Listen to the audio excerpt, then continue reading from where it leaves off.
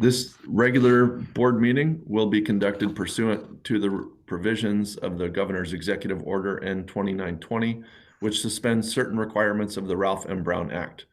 In compliance with this order, the district will conduct tonight's Board of Education regular meeting as a teleconference. Please use the following toll-free number and meeting ID to call into the meeting. 669900-9128, meeting ID 816-2197-7477, passcode 751798. Or you may join on a computer. The link is available at our district website, along with the board agenda at TUSD.org.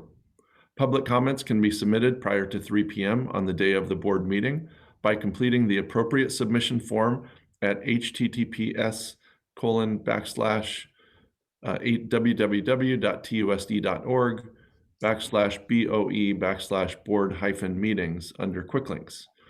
Participants must be logged into the meeting via the Zoom link published above or by dialing in. Your Zoom participant name or phone number must match the name or phone number entered on the forms so that we can accurately identify you. And reasonable accommodations for any individual with a disability can be requested through my office, and we did not receive any today. So thank you, President Liu. Great, thank you very much, Interim Superintendent Stowe. I'm calling the meeting to order. Item number 5, Pledge of Allegiance. Please rise. Place your hand over your heart. Ready, begin. I pledge allegiance to the flag of the United States of America and to its republic for which it stands, one nation, under God, indivisible, with liberty and justice for all.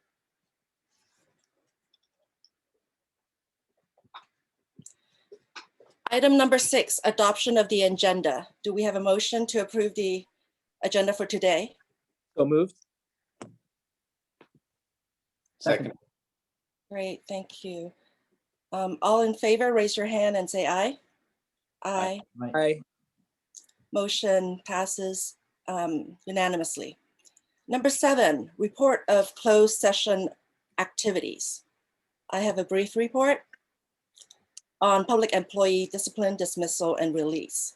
The Board of Education at its meeting of March 1st, 2021, in closed session, voted 4 ayes and 1 abstention to release certificated employee case number 1-2021 and authorize the superintendent or his designee to provide notice on or before March 15th, 2021, that the employee shall be released from the second-year probationary position at the conclusion of the 2020 to 2021 school year.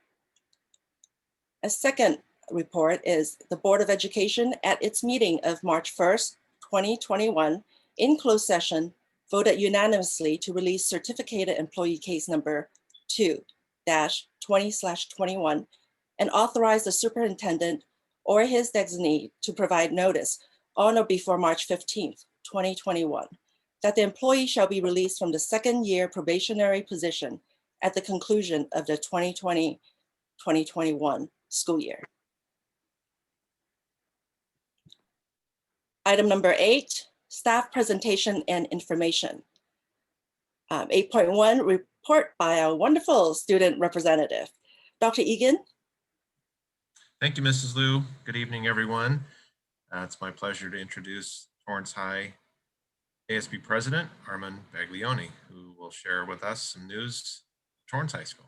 Take it away, Armin. Good evening, everyone. So today, I just have a little bit of news. We finished our top 30 at our school, so we crowned a quarantine king and queen. So we got some senior spirits up a little bit. We also finished our first semester spirit points and the seniors won, so that's another bonus. And then also with all the news of coming back to school shortly and how we're trying to fit that in and work into a schedule, there's been a lot of mixed feelings. Some people are like, why even go back at this point? But some people are actually really glad that a change is actually happening and that there's actually like a movement to actually start to go back. So that's a good sign. And that's about it. Thank you, Mr. Baglioni. I was just wondering, do seniors always win the Spirit Week? Um, Usually it's supposed to happen like that, but there have been a couple times in the past where a younger grade usually wins. Mm. I'm happy to hear your class is not one of those times. Thank you. you. Item number 8.2, Interim Superintendent's Report. Dr. Stowe. Thank you, President Liu, members of the board. Well, we are closing in on 1 year since the global pandemic physically closed schools. And while students have returned to campus at our elementary and some other campuses, and more may be coming in the future weeks, I just want to take a minute and just say how amazing our students have been during this time. I want to make sure that they know, and Armin has shared, and some of our student reps have shared, but I want to make sure that they know that they are heroes, along with our staff, in making the most of what has been a quite challenging year. And this goes for the seniors who finished off last year as well. From ceremonies that mark culminations of their educational journey to opportunities to showcase talents, our students have missed out, but they also have adapted and grown. Probably grown in more ways than they can even point to at this juncture of their lives. But their resilience and perseverance have shown across the board, from our youngest learners to seniors in high school. And what they've done at our schools has truly been inspiring. So I'd like to just share a few things with the board tonight. Some that you might know, some that maybe is new to you. And I could go on, but just a few things that our high schoolers have done. And it doesn't mean that elementary and middle haven't done anything. It was just I wanted to focus on high school tonight. So every high school has some program where they are having students serve others online, whether it be for tutoring or peer support through various clubs. They go by different names, but really the intent is all the same, and that is to provide a safe space for students to drop in, virtually of course, and get some extra help for homework, or just share challenges and get some social and emotional support from their peers.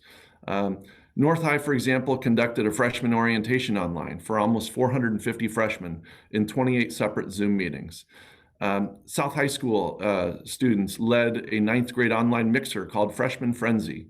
And both of these events were provided very needed opportunities for 9th graders who have never physically been on the campus as students to engage with their new school and make some connection with upperclassmen, or campus veterans, I like to call them.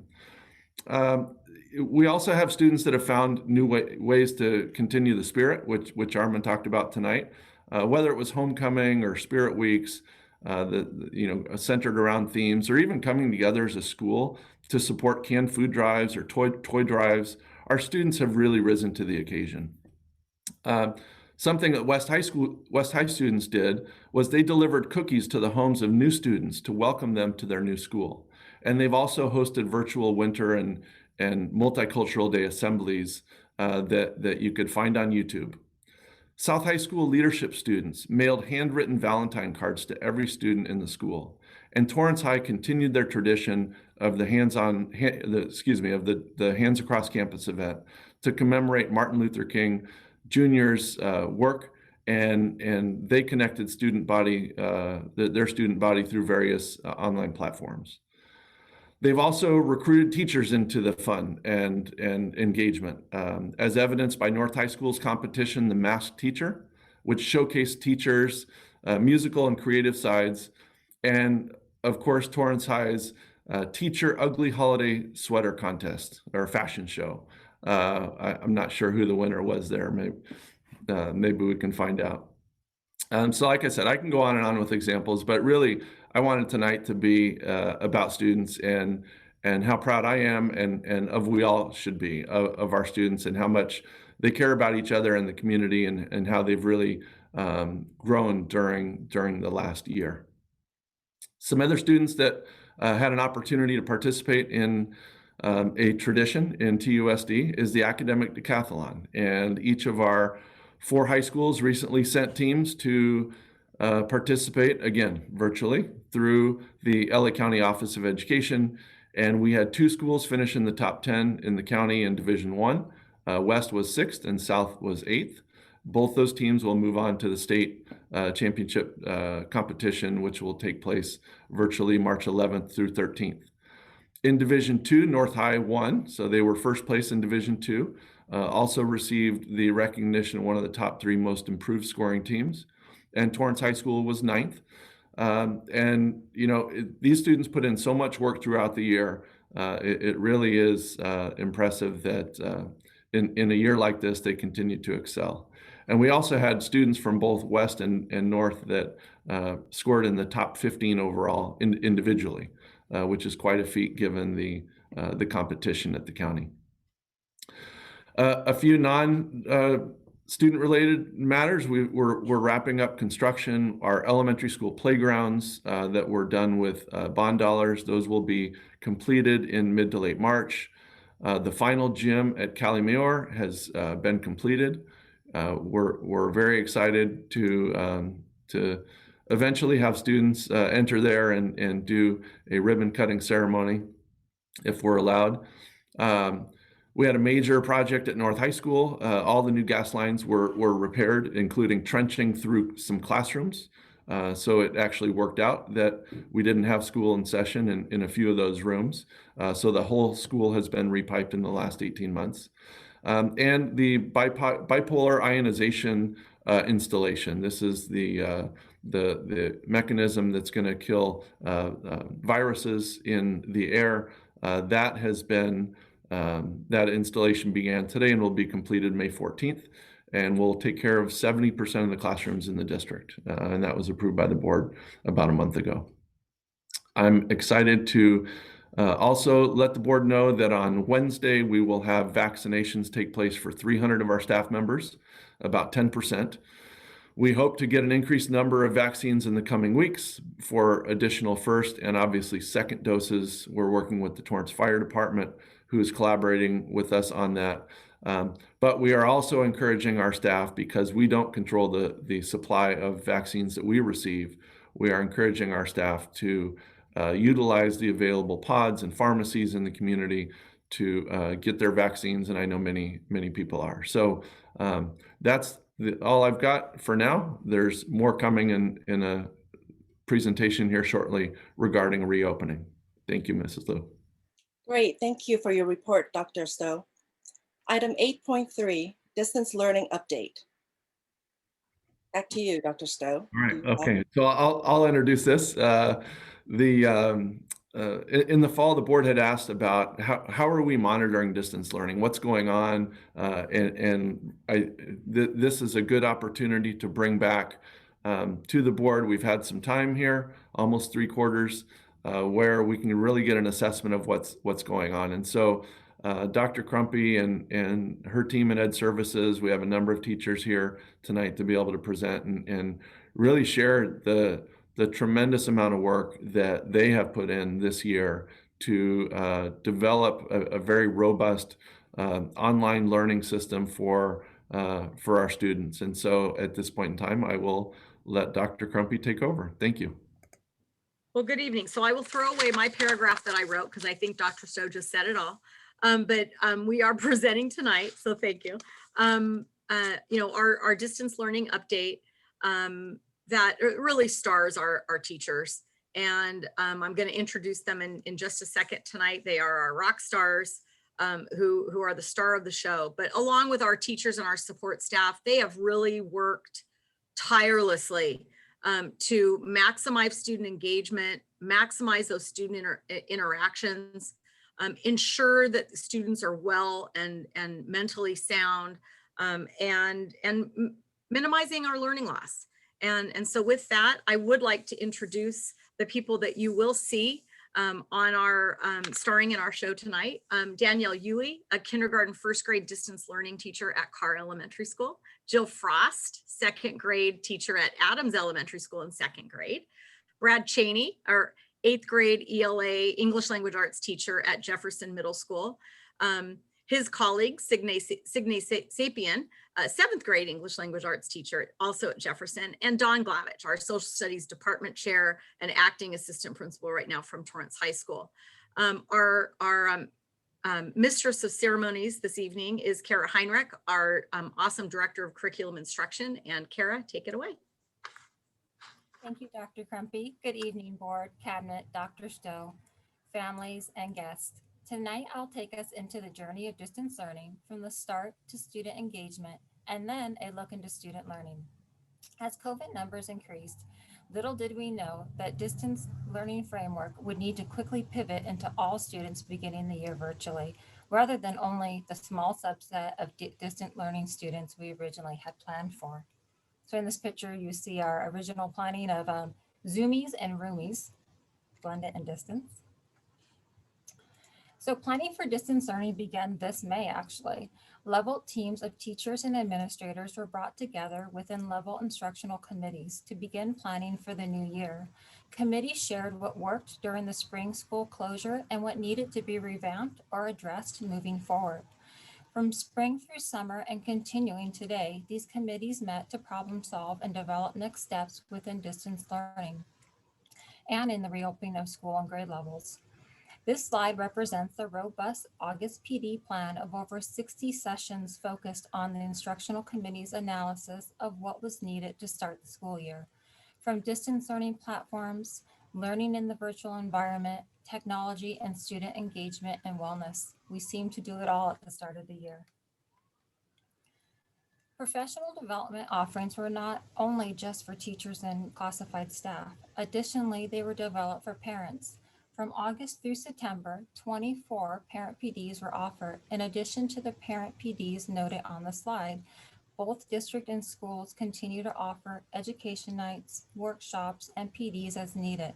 An example is the recent February-March Elementary Distance Learning Parent Workshop Series. So beginning in 2020, we have Mr. Don Glavich here with us. He's a Torrance High School teacher and secondary instructional committee member. In this clip, he shares his reflection in the video of the spring 2020 closure and how he best instructionally reflected on opening the school year while getting to know his students virtually. Good evening, everybody. My name is Don Glavich, and I work at Torrance High. I've been asked to talk tonight about how I started the school year getting to know my students and the challenges of doing so as we open the school year virtually. You know, while the pandemic had forced us into a virtual setting back in the spring, you know, forcing us to quickly become very comfortable outside of our classrooms, we at least had spent more than half the year in person with our students. So we knew them. We had ample opportunity to connect with them and to build that trust that is so essential. How do you ensure all of your students' needs are met? You know, to do that, you need to get to know each student as an individual, and so do their classmates. You know, so you can form a foundation where students feel a sense of belonging and confidence, and so that culturally responsive teaching can actually occur. So I began the year by having the students complete a quick project titled Who Am I? I created one for myself too, to share with them. On the second day of class, as the students shared their presentations, their classmates answered reflective questions like, one thing I have in common with the presenter is this, or something I would like to know about the presenter is this. Everyone quickly learned how similar they were to each other, and also how diverse they were as well. Probably the biggest benefit was that student engagement and my students' contributions to the class discussions and the activities that we did, it was pretty high from the very beginning. There quickly grew a sense of both emotional and social safety among the students. And I was able to use my knowledge of each student to tailor my curriculum to meet their interests and their past experiences.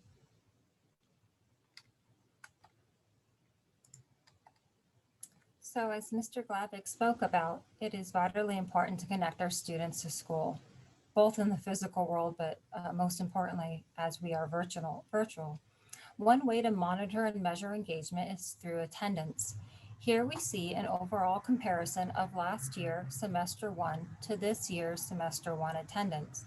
The good news is our students are coming to school.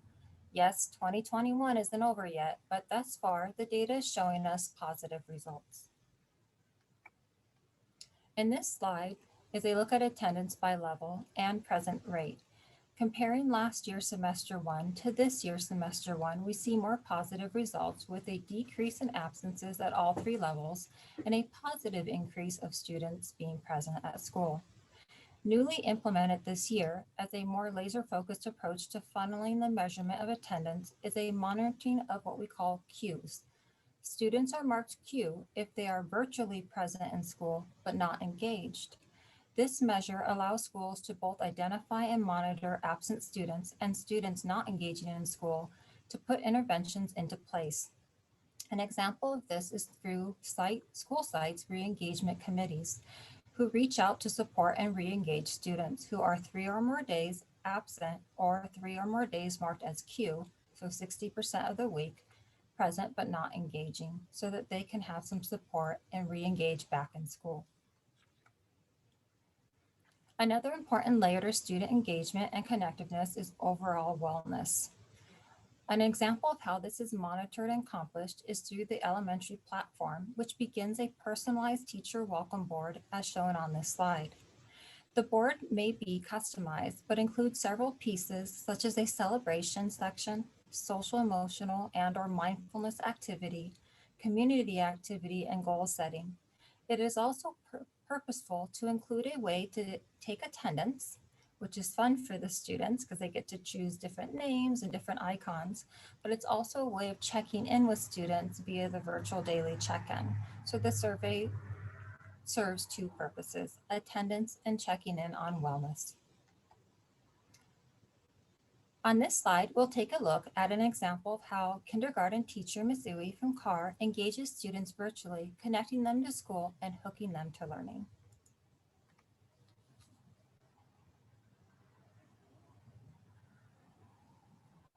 Did somebody want to sing our good morning song for us today? Go ahead. Good morning, kindergarten. How are you? Great, great. Good morning, kindergarten. How are you? Great, great. Start again. We love to work and play. Good morning, kindergarten. How are you? Great, great. We like to hear they're great, great. So in addition to teachers interacting with students like Mitsui this year additionally required the support of technology and teacher tools to engage students within the virtual environment. The instructional committees, teachers, and administration provided feedback and assisted with the purchase and training of implementation of a variety of teacher tech tools and programs to further support learning and engagement as selected and seen on this slide. Now we'll see how Mrs. Jill Frost, 2nd grade teacher from Adams, uses technology tools to check for understanding and to engage students in learning and content.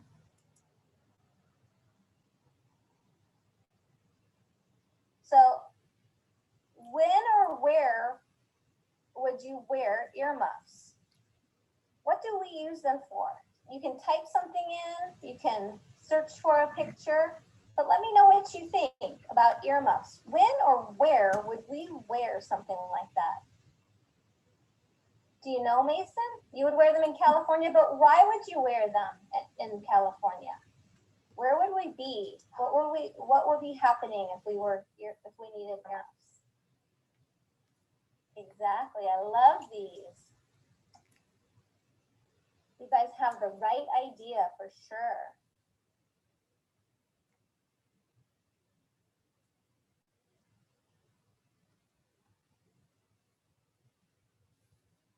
But it can also help us, earmuffs can help us when something is loud.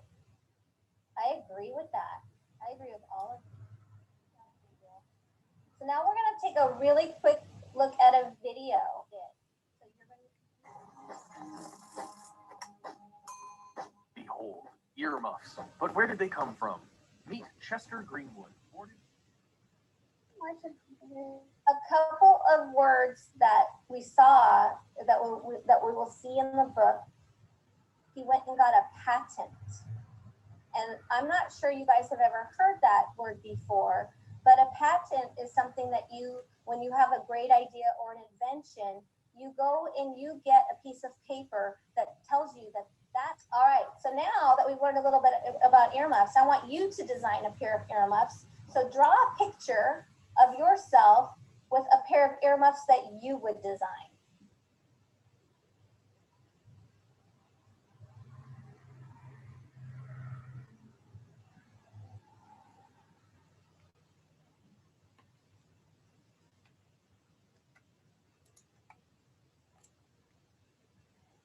So in addition to the tech tools, yet another opportunity for both engagement and intervention has been the implementation of in-person small learning cohorts and pods that began at school sites this fall for our most at-risk learners.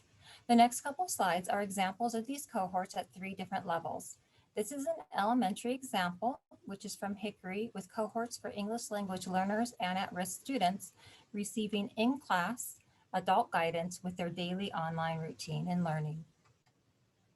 On this slide, we see a learning cohort example from Madrona Middle School, who implemented cohorts for their at-risk students who had tech or device connectivity issues and/or attendance issues, in addition to English language learners.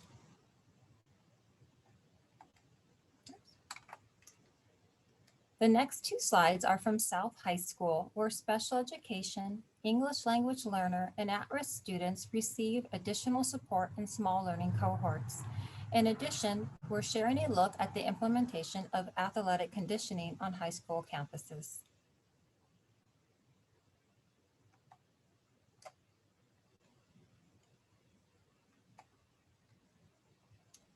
Wrapping up the student engagement portion of this presentation is a video segment from Jefferson Middle School and Ms. Sapien, who runs community circles in her classroom. Community circles are a restorative practice, allowing the teacher to check in on students' well-being while engaging them in content and learning. Let's take a look. All right, our agenda today, we're going to do community building circles. And then that's going to blend into our topic of fear. And if we have time, we'll get into some observational.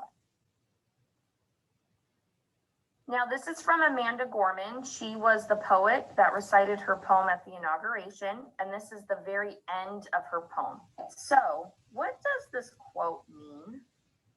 Go ahead and write down on your piece of paper. What does this quote mean? Bravery. It means we always need to keep pushing. Be brave.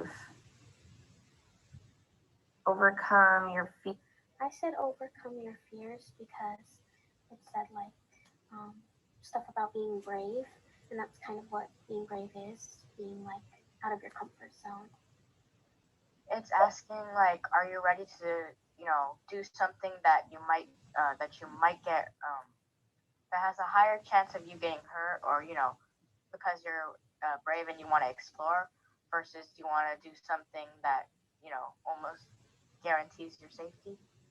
All right, let's do lights, camera, action. Go ahead and turn off your cameras.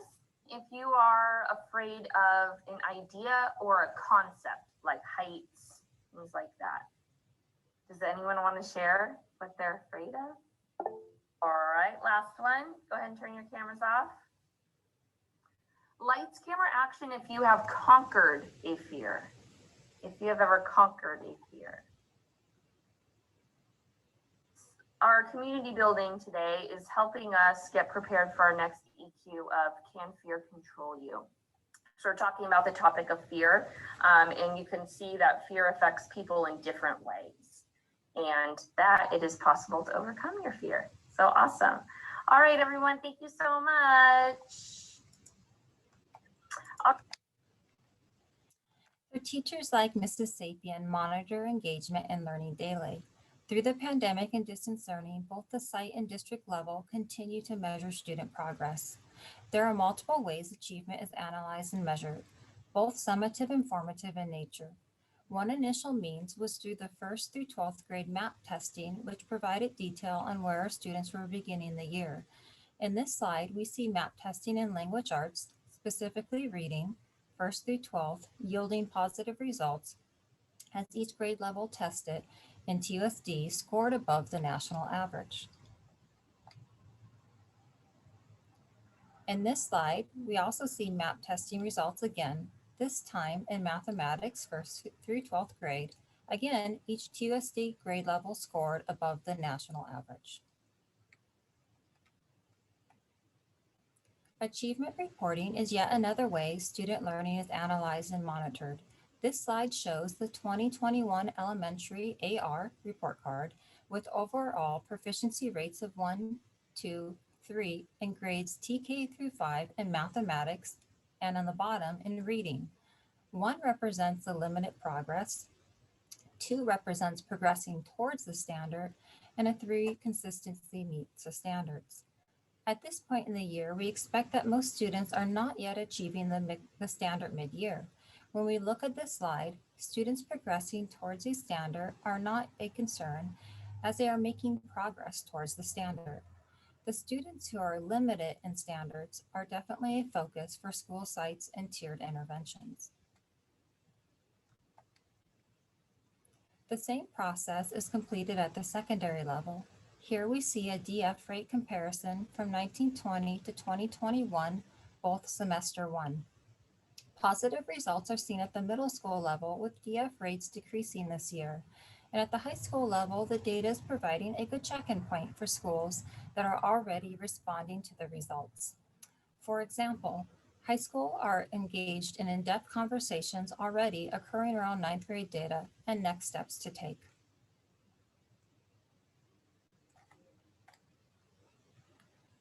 In this example, we have Sarah, a South High geometry teacher. She has reviewed her students' grades and she has worked on virtual engagement by implementing a flipped classroom model. She noticed that this year students are earning better grades and wondered what the takeaways were for next year. She shares with us an example of checking in by surveying her students on the flipped classroom model. The students' support for the model's concept speaks volumes for itself. It was a short survey, but one that strongly supported what class time should be spent on, active engagement. It's a great example of how we can evolve engagement in the classroom once schools open fully in person. Sarah is obviously reflecting on her practice and what is working and what is not in order to take away positive feedback for the shift back to in-person learning. Like Sarah and collaborative communities, weekly grade level teams, blended and distance, department and site, meet to reflect and analyze student data from summative, formative, and from weekly CFA assessments in order to best inform learning through the PLC process and best inform instruction. PLCs have continued through this virtual environment as a vital means for measuring and ensuring learning, informing instruction, and implementing classroom interventions. Mr. Brad Cheney, 8th grade language arts teacher at Jefferson Middle School, and is an example of a reflective and a skillful teacher, implementing changes to support students in distance learning. Let's hear his takeaways learned through distance teaching. As we moved to distance learning in the spring, as an English teacher, I thought writing was going to be one of the easiest things to handle. And after all, I ran a paperless classroom. My students were used to using Google Docs all the time. I thought this would be an easy transition. What I learned the hard way was that student engagement dropped off very quickly when I just set them off to write. There were too many distractions at home. I had too little ability to really do what I would do as a classroom teacher, to walk around the classroom and engage with students while they were writing without instantly disturbing the rest of the class through our Google Meet. Another teacher pointed me to a Pear Deck, which is a way of taking a Google slideshow and adding interactive slides within it. I started experimenting with this, and in the fall, during our writing unit, I used a Pear Deck to take a look at individual writing standards and then have the students interact with them. So we could take a look at a few pieces of the writing and the students would write those pieces. They could then type directly in the Pear Deck, and rather than having to scroll through 30 different Google documents, I was able to see all 30 of their responses in real time as they're typing them in the Pear Deck. We were able to isolate different standards. For example, here we're looking at some teacher written models in which the standards are being done and the organization and style is appropriate to what students should be able to do. And then I gave them a chance to try reading this on their own, analyzing, pointing out the parts that they noticed. And as students typed in the Pear Deck, I'm able to once again live see their understanding, whether they're getting the standards or not. Have students read out their sample or me read some anonymously.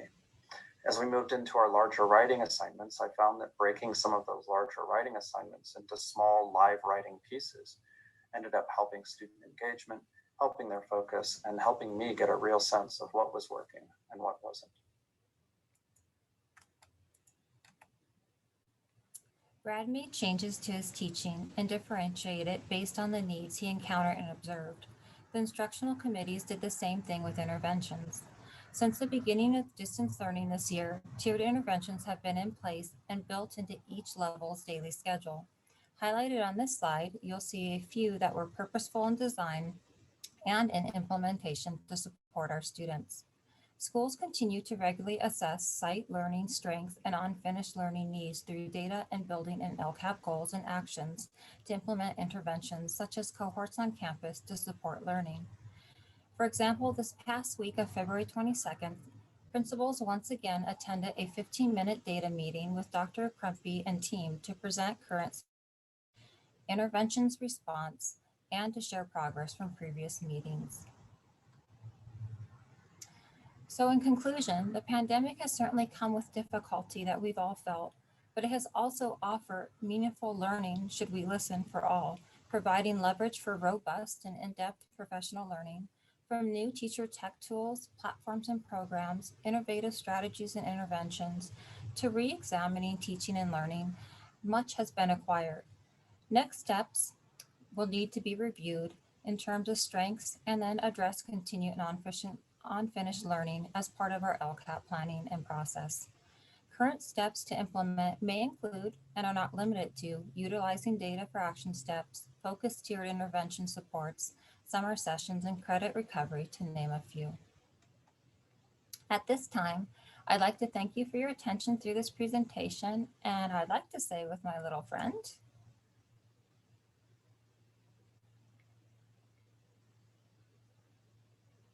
So let's go ahead and say goodbye. So long, farewell to you, my friend. Goodbye for now, until we meet again. So long, farewell to you, my friend. Goodbye for now, until we meet again. so thank you, Bort. Thank you very much for that wonderful presentation, Director Heinrich. Does anybody have any questions for her? Okay, great. We're now in agenda item 9, oral communications for unscheduled hearing. Officer Mara, are there any orals for unscheduled hearings? We have none, President Liu. Great, thank you very much. Item number 10, discussion and action items. Speakers wishing to address the board on agenda topics have also completed the appropriate submission form on the district website. Please be advised that the time allotted for public comments on agenda items is limited to 3 minutes per comment. That will be checked by our clerk, Dr. Jeremy Gerson, to make sure everything is within 3 minutes. Time allotted for each agenda item is 30 minutes per topic. A speaker may not relinquish his or her time to another. Thank you. Item 10.2, approve the positive certification of the second interim report for 2020 to 2021. Superintendent Stowe? Is there any? Actually, it will be Dr. Butler that will speak to this one. And remember, on this and the next two items, we'll need to do a roll call vote. Correct. Thank you. Thank you very much. I do have to say, I don't have smiles at all like that last presentation. That was wonderful. So thank you all very much. My stuff doesn't come with those smiles typically. Regardless, let's talk a little bit about where we are with the budget. Gil, would you mind sharing the slides? Thank you. So we are presenting to you the second interim budget presentation. If you remember, we have 4 different budget presentations during the year as required by the state. This is data as of January 31st, which basically means that we're a little over halfway through the school year, and we have a real much better indication, I should say, not real good, but a much better indication of how we're going to end the year than we did before. What you can see in here are some of the assumptions that are built into the second interim presentation. Please note that funded COLA in 21-22, and it kind of looks like a combination of the 2021 and 21-22 above it. And that is because in the governor's proposed budget, and from what we've been able to see from indications so far from the state legislature, the governor's proposal to combine the current year where we received 0 COLA and next year's scheduled COLA both together into 1 year is the most significant positive news that we have into this second interim budget presentation from where we were at first interim. And important to note, right next to that 3.84, school services is projecting a more conservative COLA than currently the Department of Finance is. We are going with the school services projections as we always do. You can also see the ADA, the average daily attendance that we're using in this projection. And you see that the current year, 2021 and next year are the same number. And that is because we are currently, as you know, still in a period of hold harmless for our average daily attendance. Our average daily attendance is what funds our LCFF, local control funding formula, money that we do receive from the state. We're currently in a hold harmless, but what you can see, and you'll also notice this as we continue to go through the presentation, that third year, 2022, 23, we do take a significant drop in revenues, a couple other factors that do lead to that not being a great year. But overall, the picture you're seeing here tonight is better than what we discussed before, and a lot of that has to do with the funded COLA that you see. Mr. Morrow? And then additional assumptions, you can see the CalSTRS and CalPERS rates currently for this year and next year. Those rates are being bought down by a provision from the previous state budget that is projected to continue. But in 22-23, those rates would then revert to what they would have been without a special buy down. So it'll be a little bit more expensive. You can also see that in the current year, we do have a tentative agreement with our Torrance Teachers Association partners that ideally after this item, the board will approve for that.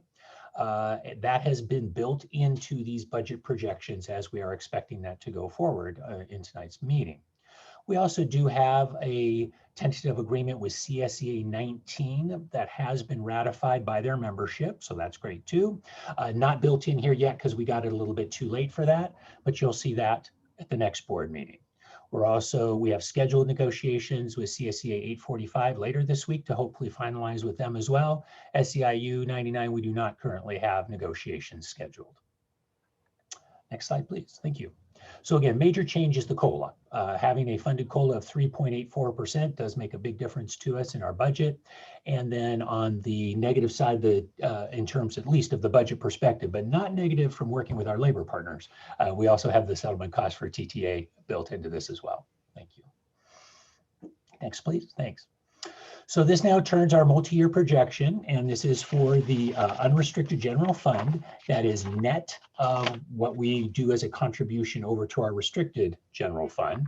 But you can see the revenues in this year, they go up next year as we get that COLA, drop in the year beyond that. And even though there is still a small COLA in the third year, again, we're expecting that ADA will be lower at that point because that is really where our numbers are. Again, we're just in a hold harmless period right now. Expenditures you can see as increasing. The larger increase in 21-22 is due to the TTA settlement that we have built in there as just that one extra chunk that you see. But again, as we've settled with all of our bargaining units, the costs will go up a little bit, but again, we feel comfortable that we'll be able to afford that. You can see the net surplus and the deficit. Again, that third year's the toughie, but we are starting to work now, and we'll talk about that a little bit more, towards looking at our budget for 22-23 with the help of the Budget Advisory Committee to hopefully get some good ideas about how we can reduce that deficit in the third year. Obviously, anything we can do currently as well, we'll be working with the Budget Advisory Committee to get some good ideas, and hopefully we can implement some of those. You can see our ending fund balance for all 3 years does remain positive, which is great. And on the next slide, you can see that we do have some of that ending balance set aside for particular purposes. We do talk about this at every reporting period. These are components that have been committed for specific actions in alignment with what the board would like us to do. We have some money set aside for textbooks. If we are not able to afford those in the current year, we know we can pull a little bit from reserves to cover that. We're also working to spend down the LCFF money that we do have for targeted students. That means our students that generate under the LCF formula supplemental funding, and we keep track of that and make sure that we're spending that on those students. You can see we have a little bit of a spend down plan figured into this year, +2 for that. And then lastly, we do have some money set aside to offset declining enrollment. We're using that towards an initiative or two that we think can help us with declining enrollment, such as Dr. Crumpy talked about at our last board meeting, adding in the dual language immersion program that we're planning on at 2 schools and that the board has given us the authorization to move forward on. So costs for that will come from this set of reserves. Next, please. Thank you. So our reserve for economic uncertainty is the minimum that we have to have for the state to say you're okay to keep moving through, and you have to show that for all 3 years. Here, as you can see, different from what we showed you at first interim, again, largely because of that COLA, we are able to say that we can meet our minimum, which is at least 3% of total general fund expenditures. We will be able to meet that for the current year +2, which means that we are asking the board to approve our positive certification at second interim. Next, please. So what's next? Obviously, the board consideration to approve that. Ideally, as we finish this, we're finishing up negotiations with our bargaining units. We are also working right now, in fact, tomorrow night with the Budget Advisory Committee, ask them to think a little bit about any ideas that they can bring in that we might be able to implement both for revenue enhancements or expenditure reductions in our next year's budget, in our 21-22 budget. We've asked them to come tomorrow night with some ideas about that, and we'll vet those and see if there's anything that we can work on and build into our next budget to hopefully make things even better in the next year, because if we make them better in the next year, then that typically rolls on into the following year as well. So that would be good. And then we will continue to hear information from the state legislature and governor that culminates in the May revise. The May revise is when the governor says, okay, we've seen just about all the financial information we can for the state budget up until we have to enact the state budget. Let's get it done. And from there, the budget then ideally gets adopted by the state by June 30th. That tends to happen every year now. Again, after we've adopted our budget, as you see, the local control accountability plan and budget hearing will happen before the adoption of the state budget. It's what happens every year, and then we adjust later. So it looks like that's the plan happening again for this year. And we are certainly able, I am, to answer any questions that you might have about our second interim report. Great, thank you, Dr. Butler. Does anybody have any questions for staff in regards to this report? Yep, I had a question. Dr. Butler, could you speak to the potential implications on our budget of action happening at the federal level? Is there, I don't, you can't read into the future, so it would just be sort of hypotheticals. What could that do to our budget if we receive additional funding, or if the government decides to fully fund IDEA?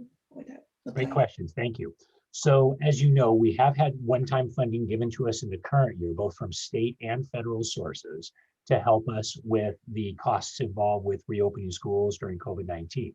So those have been known as the ESSER, ESSER is the acronym, ESSER 1 and ESSER 2. We've had GEAR funds, we've had pots from the state as well. And those have all helped us because our costs to work through all this have been more than in a typical school year. We've had some savings as well. But things like we're working on with HEPA filters and personal protective equipment and bipolar ionization, and working with our students to find them where they are and give them the learning that they need, social emotional supports. I mean, I could go on, and obviously our ed services folks do a much better job explaining that side of things. But we have extra costs. We've received some extra money. Now there are a couple other big pots sitting out there, though. The thing to remember, though, is these are one-time funds. So one time from the federal government, looks like it is baked in to the Recovery Act that the Congress has passed and is now sitting with the Senate. If that goes through, then there are additional funds coming to us if it comes through as proposed currently. One-time funds that then Dr. Crumpy would work with her group to figure out what's the best use of that, given what the purpose of the funds are. And it's really all about how do we help our students make sure that they're learning everything that they need to. If anything has been missed, we catch that up. And how do we help them grow and thrive in the current environment? So more federal money for that. Then in addition, you might be, and then IDEA, as long as we're talking about federal, then there's also potentially, much less certain than what I just mentioned, that the Biden administration is saying they do wish to fully fund special education at the level that was promised by the federal government when the original act was set up. And that would be at 40% of the cost of special education. Currently, they're under 15%, so there's definitely some room to grow there. If we do, then again, that helps us offset some of the funds we're already spending for our special education students, which allows us to, again, see what we can do for our entire population, including special ed students, if we are to receive more funding. That's on the federal side. On the state side, we've heard today about a budget agreement, actually late last night, about a budget agreement with the legislature and the governor in terms of school reopening. This has not been voted on. Now, it sounds like we're real positive here because there is agreement. And typically that means that what we know right now will be close to what we see. Nothing's done till it's done. You're not going to eat the cake until it's baked. But it looks like we're going to get 2 new additional pots of money. One would be for, again, towards costs of reopening. So the first 2.0 billion that the governor talked about, we're in very good shape for because we are reopened. There are not a lot of extras that we've got to do to take care of that. We'll actually be able to get reimbursed for some of the things we already spent, knowing that are out there. So for example, we've got testing costs coming up for our athletes as they resume what they're doing. So this could help offset some of that. We haven't discussed details yet internally, but that's, in my mind, a good source for the additional money that the governor is talking about. Then the second is a $4.6 billion pot that is specifically for learning. What can we do to extend learning for students? Does that mean that it's additional school days, summer school, additional supports, additional means of approach, additional tutors, interventions? Again, Dr. Crumpy has a great group that works on figuring out where the best way to use those funds are for the needs of our students here in Torrance. And so that will be further developed and done, again, if it passes, and then how we would implement it here in Torrance. So good one-time money that is really helping us address the needs. We know that our kids, our students are in a tough place this year compared to prior years. And luckily, it looks like finally the resources are shaping up to be able to help them the best we can. Dr. Muhammad. Dr. Butler, thank you so much for the presentation. Do you forecast any assistance on the PERS and STIRS rate? Interesting point there. So at the moment, you see the 2 years that we get relief, which are current year plus 1. There has been talk behind the scenes to see what we can do about continuing that. But I'm going to be real clear. I lobby personally, not from a position of the district, because the board helps define our positions there. But from a financial point of view, how I lobby the people that I know that work on these things are, instead of these continuing kind of one-time shots at that, if you put that same money towards paying down the unfunded liability, you'll take care of those pots, the STIRS and the PERS, much better for the long run. The single worst thing, again, personal opinion, that happened to STIRS and PERS was the rate holiday that we had that Governor Davis did, about 20 years ago, right? About 20 years ago. And what that did is we were doing great. We were ahead. STIRS and PERS were fully funded.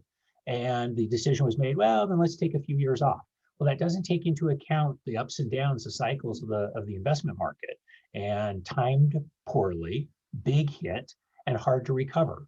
So in my personal opinion, I'd say again, take that money and invest it into the long-term health rather than a one-time buy down. Long answer, short answer is yes, there's still talk about doing more with that.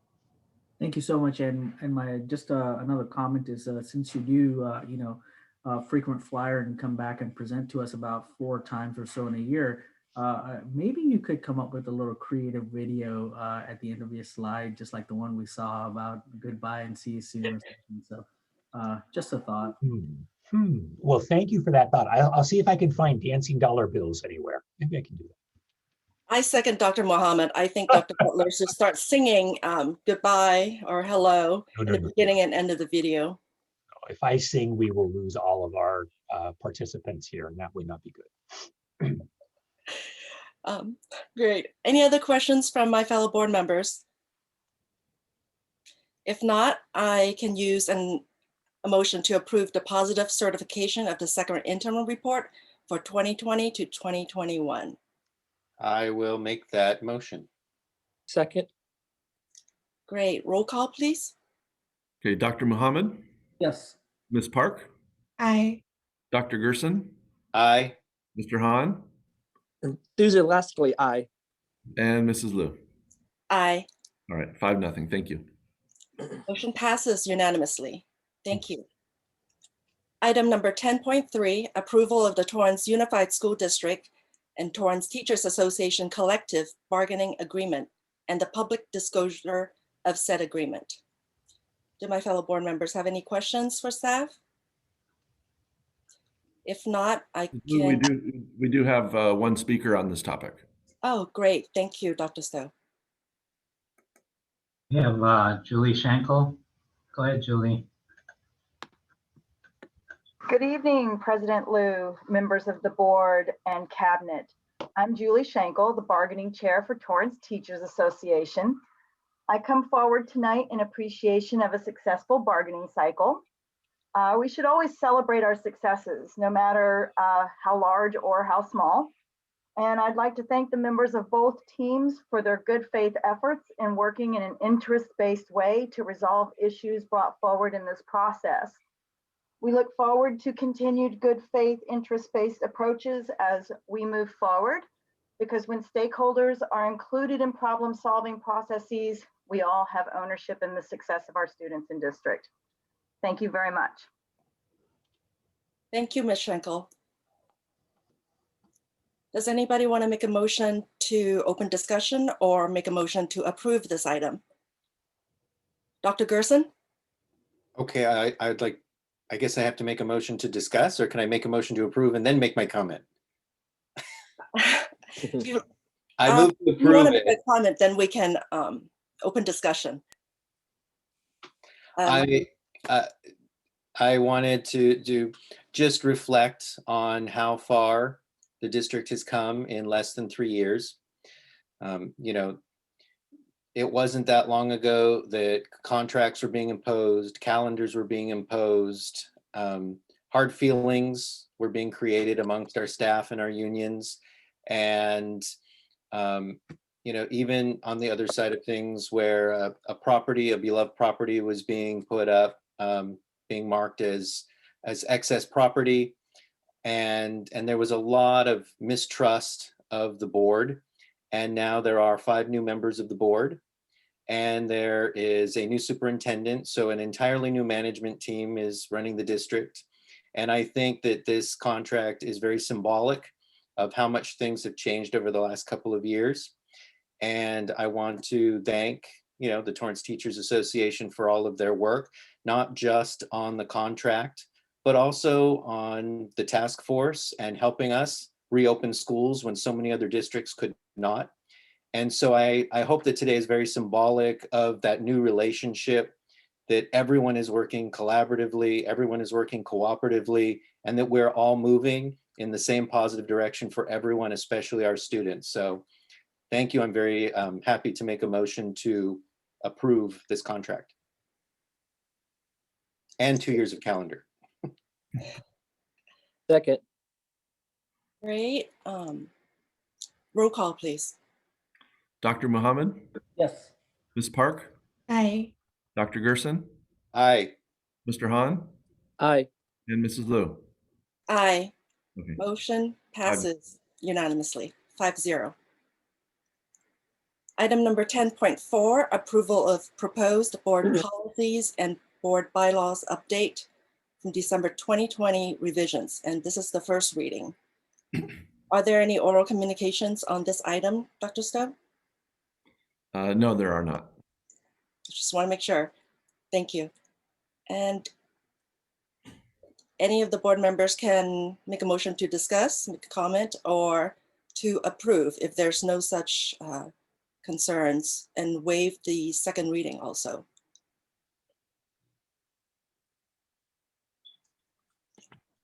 I will move to approve the proposed board policies and board bylaws update and waive the first reading. Waive the second reading. Yes, I second that motion. Thank you, Ms. Park. Roll call, please. Okay, Dr. Muhammad, Yes. Ms. Park, Aye. Dr. Gerson, Aye. Mr. Han, Aye. and Ms. Liu. Aye. Motion passes unanimously. Thank you.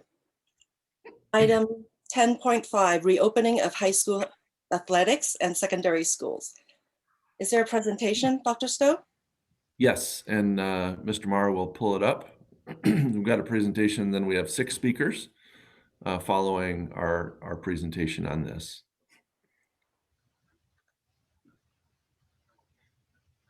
So, we'll go through and talk tonight about what secondary school reopening look like, and we know we've done it safely, and with the guidance of the board and the work of all of our staff, it's been quite the rewarding experience, to be honest with you, about with all of the preparations and how effectively our staff at school sites have carried out the work, and the benefit is seen in the students and the teachers on campus. So Gail, if you can go to the next slide, please. So to kind of set the context for you tonight, we need to look at the current COVID-19 data, because we are still in the purple tier. As of last Tuesday, and we get updates every Tuesday from the Department of Public Health as to what the new adjusted case rate is. And it's dropped in the last 4 weeks from over 38 to last Tuesday was 12.3, which is under 14, which allows a lot of the athletics and some of the other activities to happen that Dr. Egan will address later, but it still keeps us in the purple tier. To move to the next less restrictive tier, the red tier, the county must reach a case rate of 7 per 100,000 residents and remain there for 2 consecutive weeks. So if we get to 7 tomorrow, and then again next Tuesday, we would need to remain there for 1 more week. So ultimately 3 consecutive readings, and then districts would be moved into the red tier, which means that we could open our schools for blended learning. So kind of a timeline, and I know Dr. Egan will get to it, but just so that you understand what we believe that we can do is kind of a 3-week lead time. So if we were to get to 7 tomorrow and then 2 weeks out be in the red tier officially, within the next week, about a week later, we would open. So, we'd be looking at the 22nd or thereabouts of March. So instead of putting a date out there for the board and community to say, we will open on this date, we're going to open as we've demonstrated. We built schedules so that we could pivot quickly, and we have things in place for us to do that. So we'll get into some of the details later.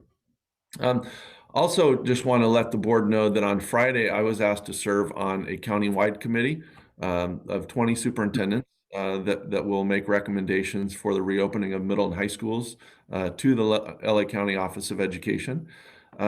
As well as today, I received an email from Supervisor Janice Hahn's office inviting me and 5 other superintendents in the South Bay who have been open for quite some time to participate in a call on Wednesday with Dr. Gilchick from the Department of Public Health to discuss reopening.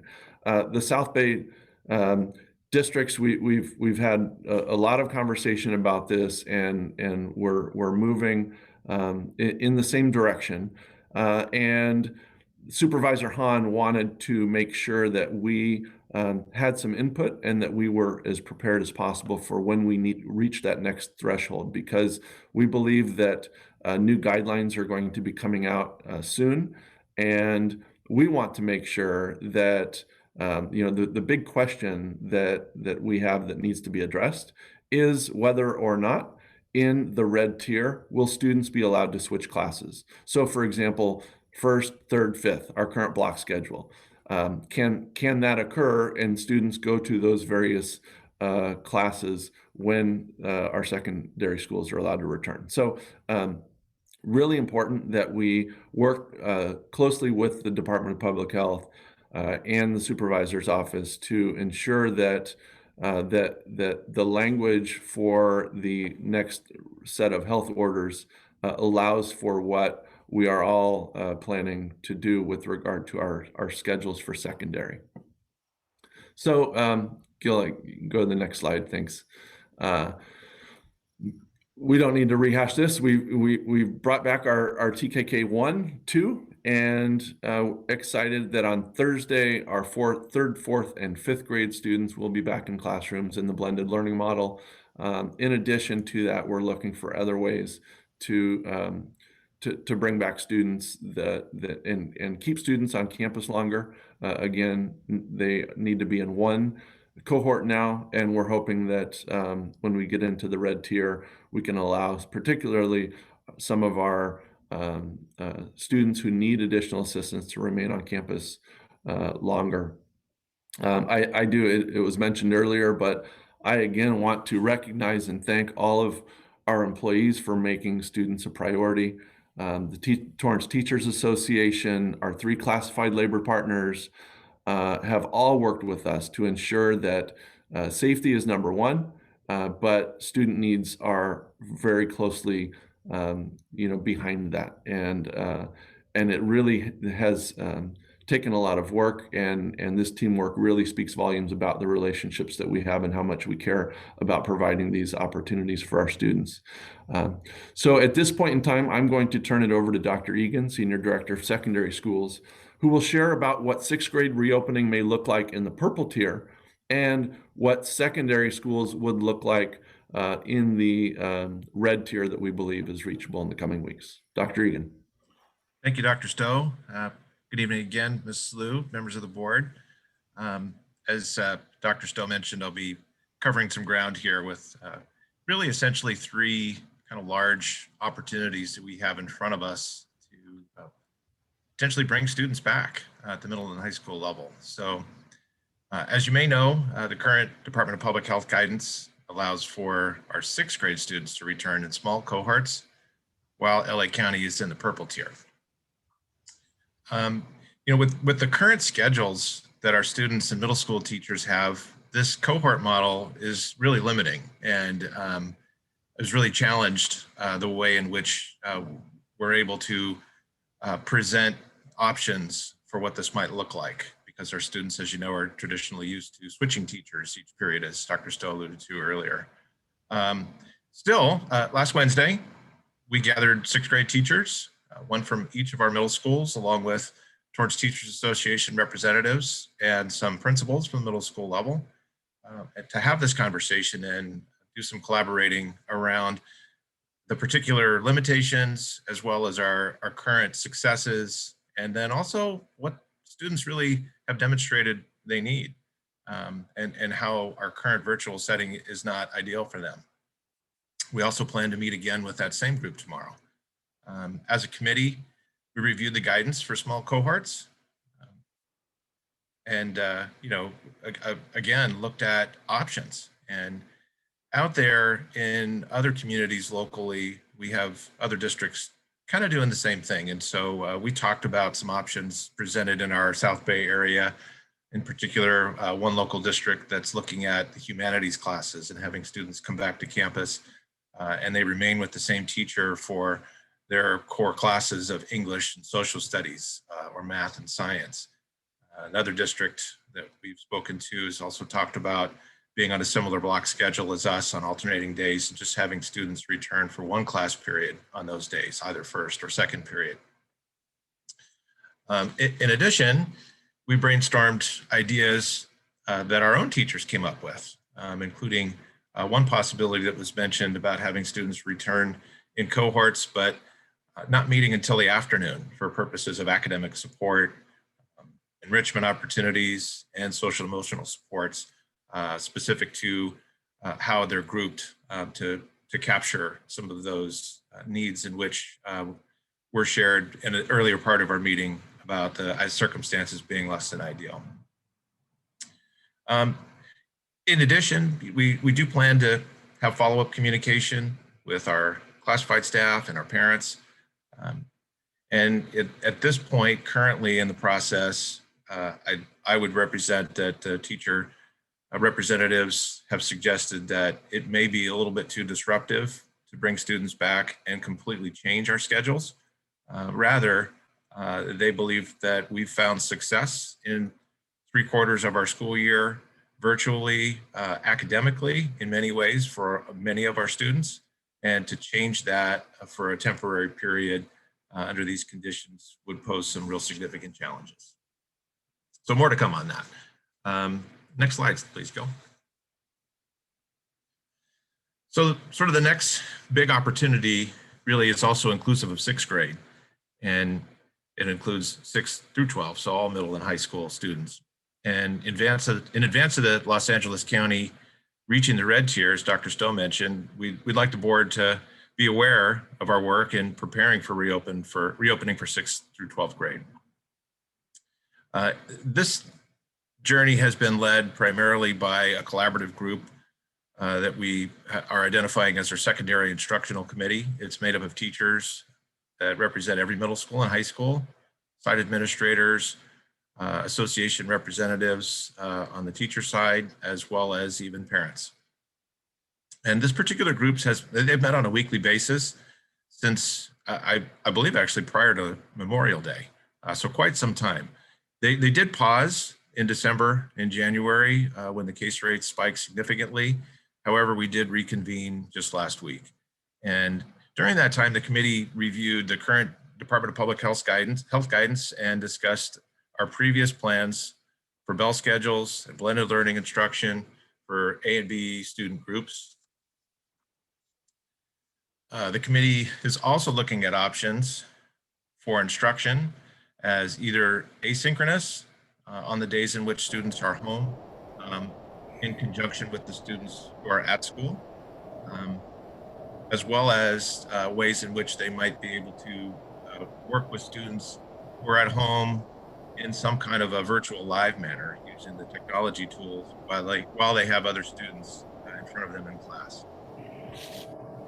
The committee is going to continue to meet regarding the reopening plans this coming week and on an ongoing basis. And they're going to look at our next steps to look at. We'll be utilizing the tutorial hour and office hours in optimal ways, given some of these changes that might occur when students are only on campus part of the time and at home part of the time. They're also going to look at ways to identify professional development needs for themselves and their colleagues, as well as other support that they might need regarding instruction, especially when you consider some of the dynamic issues about having students that may be conducting their learning at home on off days asynchronously, or at home via computer through some kind of a Zoom method, while other classmates are also receiving the same learning live and in class. These are very complex issues, and we want to make sure that teachers are fully equipped to make the most appropriate choice for themselves and for their students, and go forward very confidently and successfully. Further communication with classified staff, other secondary teachers will occur prior to reopening, but especially with parents to make sure they're comfortable with the choice that they've made for their child's program, given some of these changes. Next slide, please. So some things that the committee was very certain of, and essentially, as I mentioned, having met for so many weeks in a row for such a long period of time, and as Dr. Stowe mentioned, the preparation has been there and the readiness to do this. And these were some of the affirmations that we made with them just last week, that they're certain that it's appropriate to continue with the current block schedule. Working with alternating days for students in A and B populations to minimize the number of kids on campus, and utilizing the block schedule days for the Monday and Tuesday and Thursday and Friday, while remaining constant, what we've begun at the start of the year with the Wednesdays being virtual and teachers getting to check in with every student in every class in that way. They've also added, it's really important that we look at models from other districts, and we've been doing so with districts in particular to the south of us, who've been open, many of them since September, and have found great success and found challenges that they're sharing with us that will be helpful as we mobilize and move forward. Next slide. Of course, health and safety is always going to remain our top priority. We plan to enact site walkthroughs in advance of any students coming back on campus, as well as teachers and staff, just to be sure. Want to make sure that signs haven't blown away, in those obscure areas of campus and whatnot. In addition, we want to make sure that all the protocols are in place and remain so ongoing.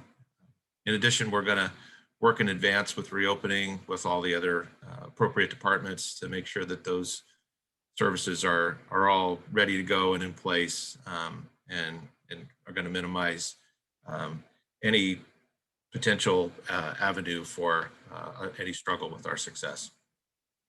Next slide. So as I mentioned, that's kind of two big areas, 6th grade alone, 6 through 12 as a totality. And now in particular, we have guidance with regards to high school athletics. So as you know, we've had our athletic teams participating in activities on campus since October. And many of those have happened in a very successful way that have really helped kids get the experience, interact with their peer groups and friends, teammates, coaches. Really been a great lifeline, I believe, and I appreciate the board's willingness to do that for us in our community. Last Thursday, the new youth and adult sports guidance went into effect, allowing for competitions for all outdoor sports. And this is even for counties in the purple tier like Los Angeles County. So with that in place, our sports teams continue to follow the protocols for conditioning, and some of the activities now allowed at practices will increase some of the things that we've seen them do to be more sport specific. This is in order to prepare for competition and to be safe and properly trained to do so. And so some of those activities you may see soon enough, pending guidance from you tonight, would certainly be things that look like inter-squad games. Some of you familiar with soccer, in the future you may see short-sided field games where there's live action with students on one side of the team wearing a colored vest to separate and show another team, just to get that kind of team concept practice in place. Next slide. So this is just a kind of a graphic representation of some of the changes in the schedules. We're used to fall season, winter season, spring season, and those sports traditionally that fall within there. And as you know, or as you may know, CIF is the body in which oversees all of our high school sports federation and competition. And so they've compressed this down into 2 seasons. We're very late in getting started now in season 1 because of case rates. So now with this guidance effective as soon as we offer our permission to do so, or you as through your guidance, The first season would include those sports listed there. And then of course, in the second season, beginning in just a few days, a couple of weeks, eligible opportunities for preseason games and contests for all of the sports listed in season 2 with their actual league competitions beginning around spring break in most cases. Since water polo and football are both considered high-risk face-to-face contact sports, the Department of Public Health is also requiring coaches and athletes to participate in weekly COVID testing and have those results available and current within 24 hours of competition. So we're working very diligently on that to mobilize and get those tests in place in order to meet that criteria. Next slide, please. Okay, so athletic directors and coaches, they're already submitting protocols for game days. That's one thing that we asked of them. It's one thing to have a practice day plan, but it's another to have a game day plan and be prepared for ingress and egress for the visiting team, for the home team, maintaining as many of the strict protocols as possible while not participating in the actual competition on the court or the field. And then once we determine those, that we're going to demand the same of the teams that are visiting us. And so we want to see those in advance. We want them to know what our expectations are. We want to exchange those at least a day ahead of time to make sure that there's ample time to review and set those expectations in place. Unfortunately, at this time, the spectators are not allowed according to the guidance.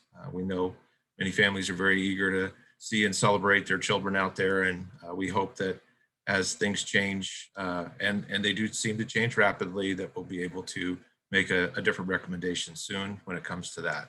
And then of course, further, we're diligently working out other logistics, including ways for even parents to participate in transporting their own student to contests through some kind of a pre-approval process if you are not comfortable with them being on the bus.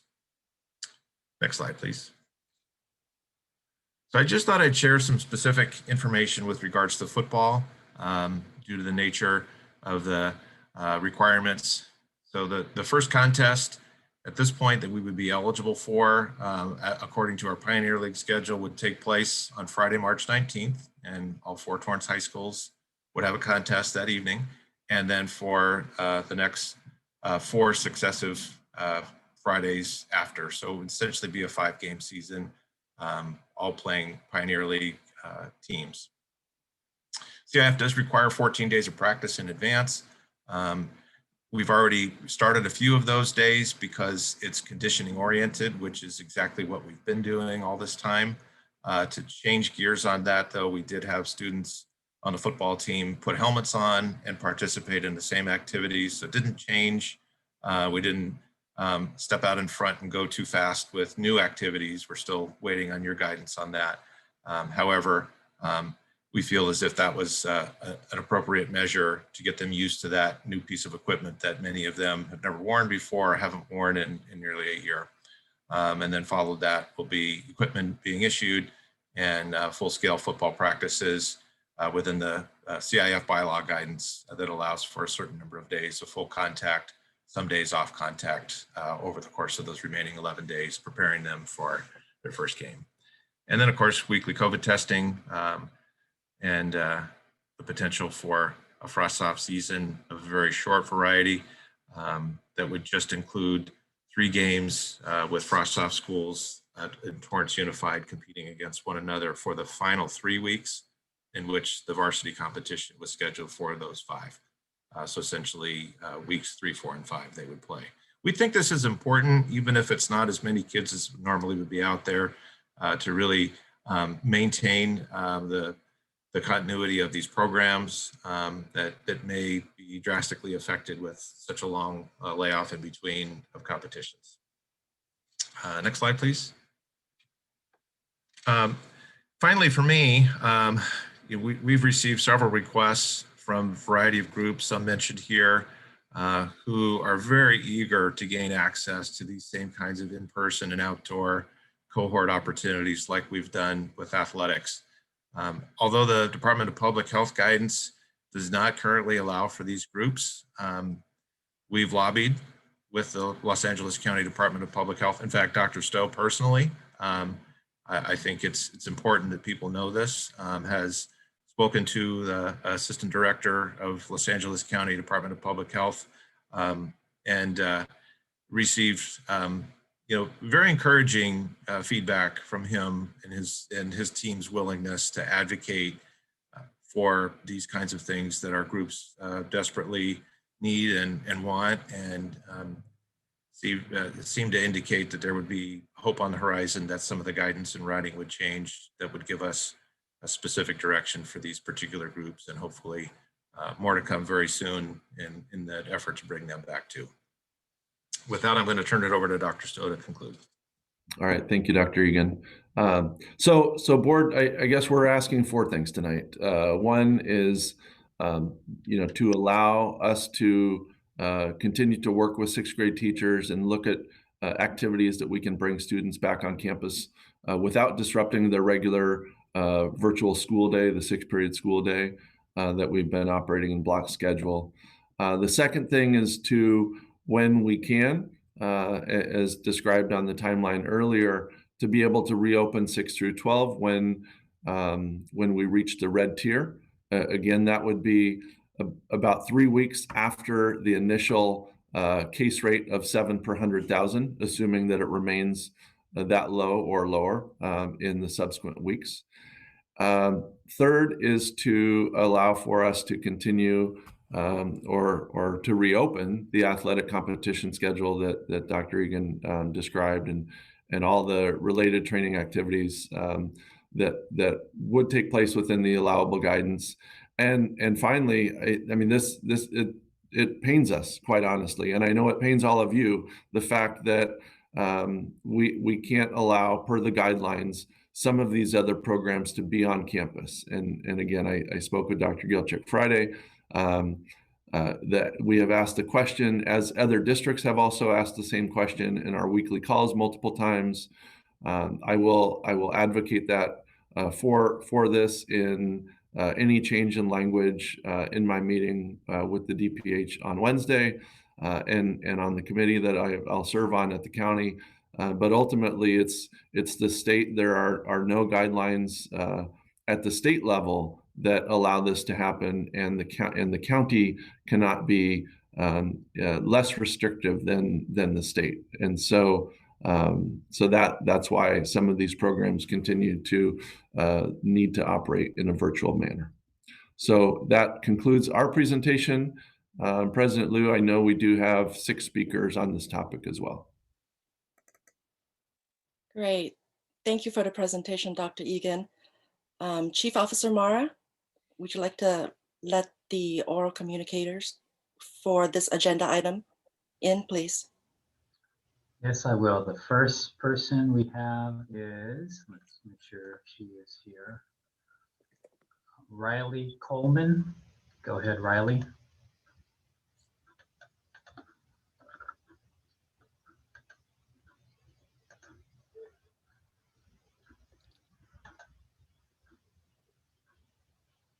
Go ahead, Riley. Hi. Oh, there you go. Hi, my name is Riley Coleman, and I'm in 7th grade at Richardson Middle School. Before I continue, I want to thank the TUSD School Board, School Administration, and all of my amazing teachers for a fantastic school year so far. I've had several friends in other districts who have not had the same great experience that I've had. COVID has been a roller coaster for all of us, and this is no one's fault. It is like a marathon that no one wanted to run and that nobody trained for. Unfortunately, many students have decided to stop running this marathon entirely because they've given up hope that the finish line actually exists. I am learning all the information that I need to pass my tests, but I believe that there are things we learn in school that cannot be taught virtually. For example, accountability, time management, test-taking skills, proper note-taking skills, and social skills. Being accountable in school means showing up to class on time, turning in our assignments, and participating in class. Virtual learning has taught us to roll out of bed 1 minute before class, pretend we are paying attention, and how to blame our Wi-Fi and technical difficulties when we leave class or forget to turn in assignments. Time management, test-taking skills, and proper note-taking skills are key components we learn in middle school that are lacking due to virtual learning. In-person middle school teaches us how to speak to a teacher after class and still make it to the next class on time, juggle work from 6 different teachers that may need to be turned in on the same day, and schedule our test setting around our extracurricular activities. It is very easy to take tests virtually now because we have our assignments and the internet at our fingertips to help us get the correct answers. I'm definitely not saying that everyone cheats, but it is definitely a skill that middle school kids are mastering. The most important part of middle school that we all miss is our friends. Socialization is such an important part of life that we are all seriously missing right now. During these years, we create lifelong friendships with people with their similar interests and start to have more independence from our parents. Mental health was a huge issue before COVID, and now it is alarming how much depression and anxiety has increased over the last year. This increase in anxiety and depression has caused straight-A students to drop their grades down to D's and F's. Many kids do not realize the long-term effects of their attitudes toward school and how it will affect their academic careers and their futures. No matter how many times teachers try to make them aware of these, it fails because, as I said, these kids are past caring. Sending middle school and high school students back to school this year is imperative for our continued academic and personal growth. When LA County hits the health department threshold of 7 cases per 100,000, please consider sending us back to school, even if it is only for a few months. Like most kids, I will never say I don't want to go back to school again. COVID has taught me to be grateful for my education and to truly appreciate my teachers and my school. Thank you for your time. Thank you, Riley. Next, we have Kira White. Hi, I would just like to thank the board for allowing me to speak today. Like was stated, I am Kira White. I'm a junior at West High, and I've been doing productions at West High as part of the West High Drama Department for the past 7 years of my life. And at this point, drama isn't something that I want to do. It's something that I need to do to just feel sane. And it's frustrating to see others get the chance to do the things they love when drama kids can't. It is programs like PlayProd that have gotten me through the hardest points in my life, that have gotten me through my problems and provided a much needed distraction. Just 2 hours with my best friends, with my family, and I would be okay. So you can imagine my state of being trying to handle a global pandemic, not even getting those 2 hours a week this past year. We put in hours and hours of rehearsal time. We probably dance as much as the dance team dances. Yet the dance team will be going back with each other, practicing, and we'll be stuck learning dances through a Zoom call with poor internet and little room to move because we aren't considered a competitive sport. It's not even a point of unfair, it's unjust to keep us practicing at home. And it's understood that singing is not allowed, but if that's not what we're asking, and if you think theater is only singing, that's very belittling to our work and our art. Theater is so much more. And most importantly, it is an outlet. Imagine the inner turmoil of students who haven't been able to express themselves in a year. It's a prison. You're trapped with no one who will listen, and you pray and wish for someone to set you free. Well, this is me screaming, and this is me begging, wishing, hoping, and praying that you will free me and all the students like me who have been silenced by this pandemic. We just want to dance and act, to speak and move, social distance with masks. It's as plain as that. And we hope that you will help us in our journey to make that change and stand up for drama kids. So thank you so much for listening to our cause and considering it. Thank you, Kira. Next, we have Thomas Ryan. Go ahead, Thomas. Hello, good evening, school board. My name is Ryan Thomas. I am a senior at West High School, and along with Kira, I wanted to speak about West High Theater. And theater is something very close to all of us, and we just want the equal time that sports are able to have. I'm able to wake up in the morning and dance with my all-male dance team, and I just want to be able to have the same amount of time and the same opportunity to do that with my play production team. We miss being on stage just as much as people in sports miss being on the field.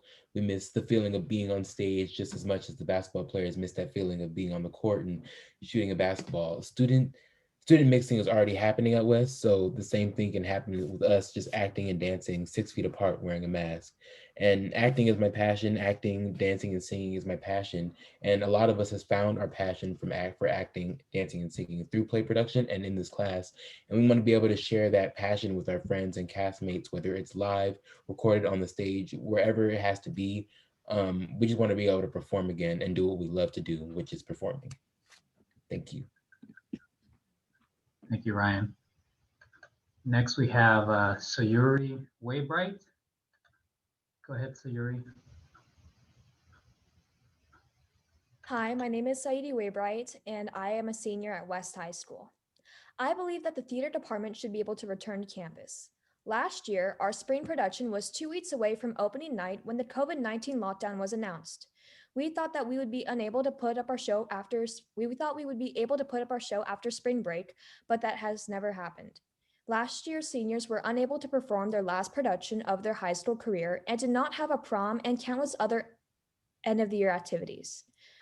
I am part of the 2021 graduating class and have had many events canceled throughout the past year. While many extracurricular activities have been permitted to practice on campus, theater has been excluded from this group.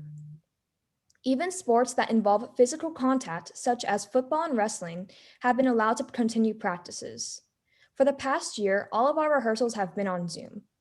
All we are asking is to be allowed to act and dance outside in the West High bandshell, wearing masks and maintaining a safe 6 feet distance from one another.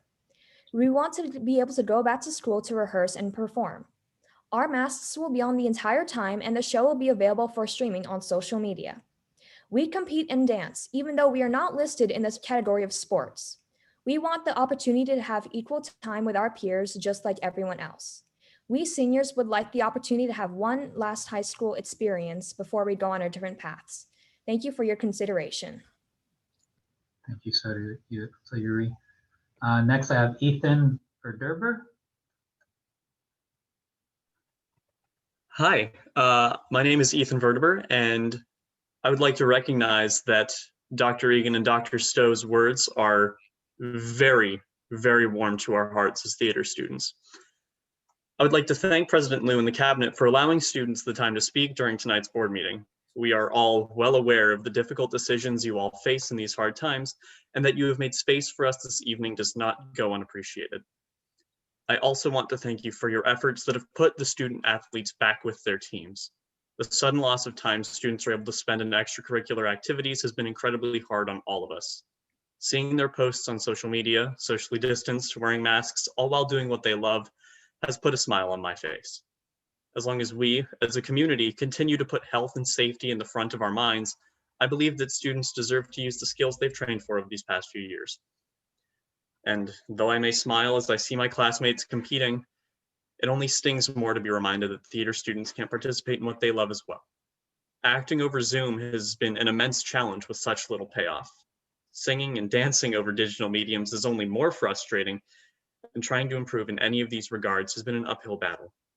We've never had to account for connection quality before, and it has already cost several hardworking students full parts in live stream shows. I say this is difficult as a third-year student in the advanced theater department. Our freshmen and other first-year students are being let down and set behind in every way imaginable. And it hurts me to see the art that I love being diminished to a 75-minute period where you wonder, can my classmates even hear me?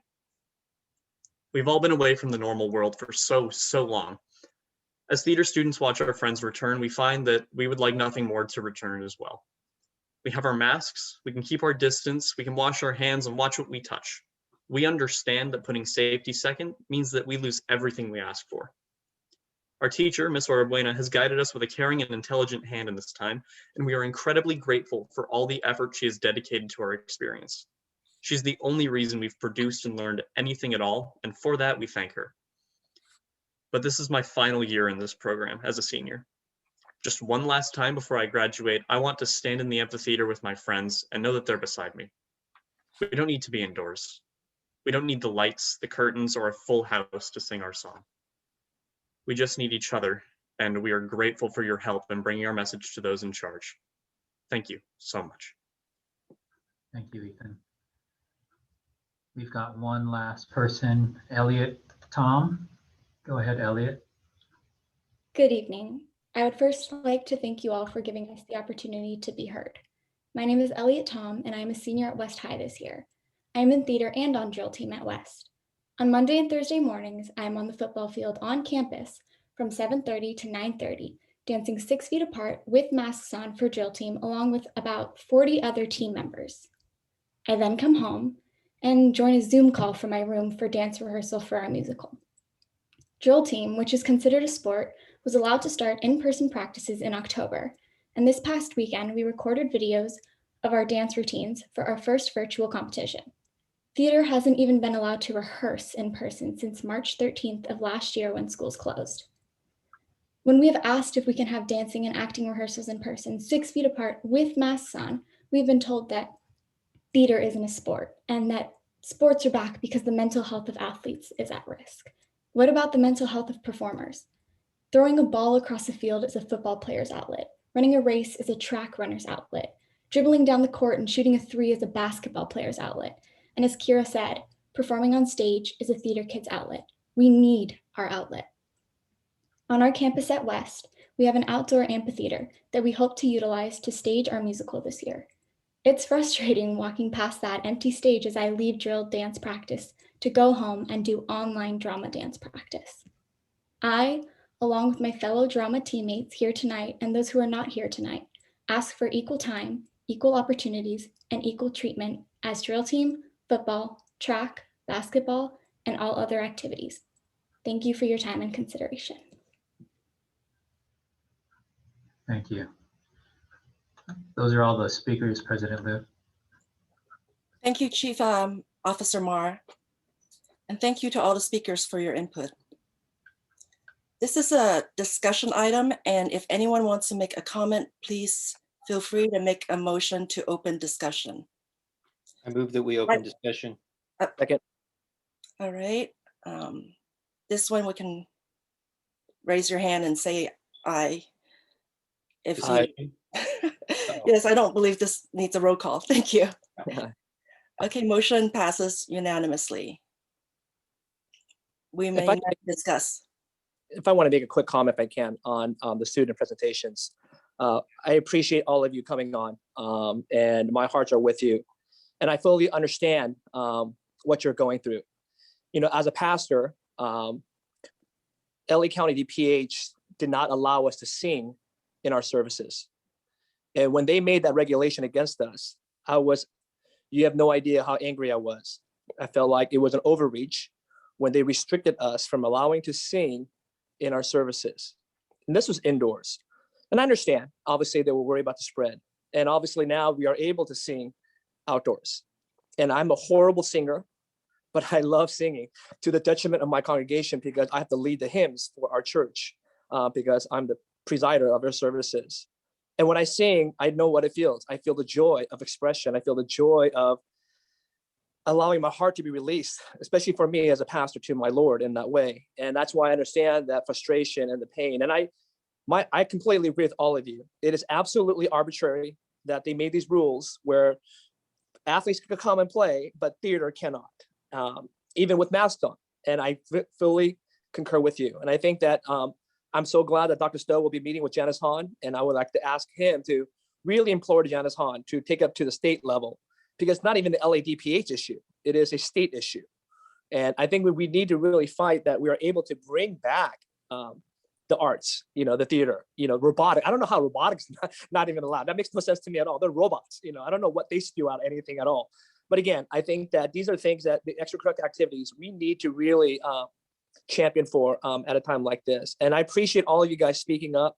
This is what you need to do. Speak loud, make that noise, maybe come up with drama that has football in it and just say you're a football team and just perform that and just say you're football. I don't know. I'm messing around. I'm not going to try to circumvent issues here, but I appreciate your passion and I appreciate your hearts in every way. Thank you, Vice President Hahn. Does anybody else want to make a comment? If nobody else, oh, good. Go, Jasmine. Yeah, I just wanted to echo that it isn't fair, and we recognize it. And the moment that we are able, yes, it's frustrating, and it's not fair, and just hoping that things will change at that state level, that Dr. Stowe is able to push for some changes, and also for you guys to also, in addition to speaking at our board meeting, first of all, I wanted to say you thank this for creating space for you, that this is your space. So I wanted you to just feel empowered that our board meetings are spaces where you should be at the center, your voices should be at the center of what we discuss and how we make our decisions. So just wanted to say that, but also if you want to continue to appeal higher up as well. And I think that your stories are just so much more powerful than anything that we can try to summarize or share. So we would love to have your voices in the ways that you so articulately and powerfully shared your experiences and how you're feeling. Yeah, that I think that would be wonderful as well. And yeah, and I guess I'm gonna continue thinking through this, but I guess Dr. Gerson, if you wanted to. Well, let me give Anil a chance before I. Thank you. Appreciate that. So I kind of concur with my colleagues. I think it's definitely important, and I think we should look into it. I know Dr. Stowe, as my colleagues have mentioned, we'll be having some conversations. So I was hoping if Dr. Stowe can maybe elaborate a little bit on that to see what we can do to further that, because I think it is important to start having those discussions. Secondly, I have a question. I know there's committees that have been set up to kind of help shape and provide input into the the return of our secondary levels. I just wanted to know those that are actually on this call here or that would like to participate, whether it be teachers or classified folks or parents or even students for that matter, having their input into those committees. How can they participate? How could they connect with those committees to help provide some input into the return to secondary levels? Thank you.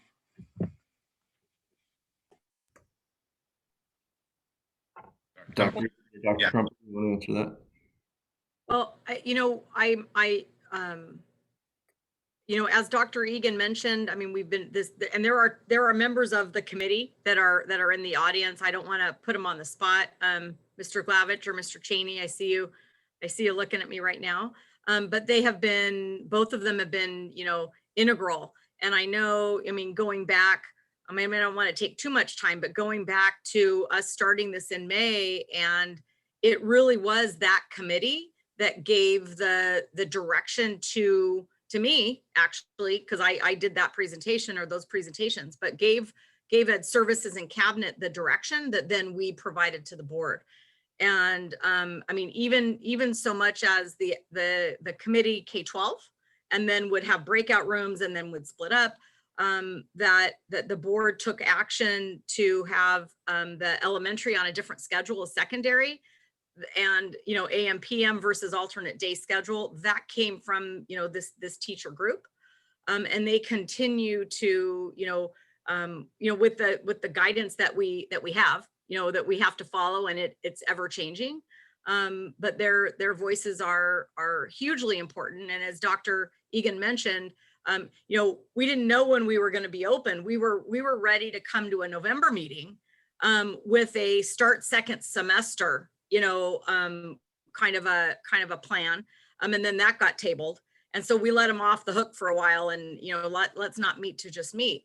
But they really are kind of, trying to work hard within the constraints of what's best for kids. And at this time of the year, very different from when we were having these conversations in March. And how can we ensure that we're getting kids back on campus safely, but the least amount of disruption, to their learning as well. And so I don't know if Mr. Cheney or Mr. Glavich, you want to add anything to your participation on the committee or not?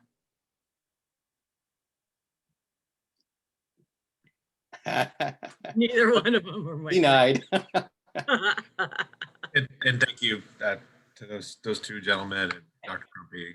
You know, of course, Dr. Mohammed, we welcome input from all parties that are impacted, you know, and are going to benefit. And so we do have some representative groups, and that's been such an extreme blessing in all of this, because we're hearing directly from people who have that direct line communication to the masses that accumulate from one side to the next. So, you know, I'm going to take my cues from Dr. Stowe, Dr. Crumpy, and Dr. Kim, who, you know, led in similar fashion with elementary schools to engage with those folks as we get a little closer. It's hard to open up to have a committee of 1,000, as I'm sure you can appreciate. But those voices and what they have to say about it do matter. You know, we want them to reach out to their colleagues who are on the committee. We want students and parents to connect with their principals. Those are folks that we do engage with regularly. In fact, it'll be multiple times a week going forward until we make this thing happen. So, and if there's opportunities to do something on a larger scale with a larger audience of people all at once, then we'll seek ways to do that too. So thank you for the question. I appreciate it. Did you have? Well, I wanted, I have a little unfair advantage here. So I want to ask our student representative, Baglioni, if he would like to chime in, because there are a couple of things I want to say, but I want to give him a chance, because I think this is one of those moments where the student rep, if you have something you want to say, because I'm going to put the rest of the board members on the spot in a minute. I didn't really have anything extra to add. All right. There are two thoughts that I had. The first thing is, and I think Elliot started to hit on it, which is I think that all of the students who have been allowed to return should be standing up for those students who have not been allowed to return. I think that, you know, we spend so much time talking about stable cohorts, and now we're starting to define stable groups. And all of these groups have been operating within the premise of that we are not mixing outside of our 14, or I didn't realize that drill was 40 people, but we have this group that we're allowed to meet with, and we don't mix with other groups. And now we're at a situation where competition is being allowed, and we're mixing with schools. We're not just mixing with groups on campuses, but we're mixing with groups from other schools. And so that is a huge red flag to me.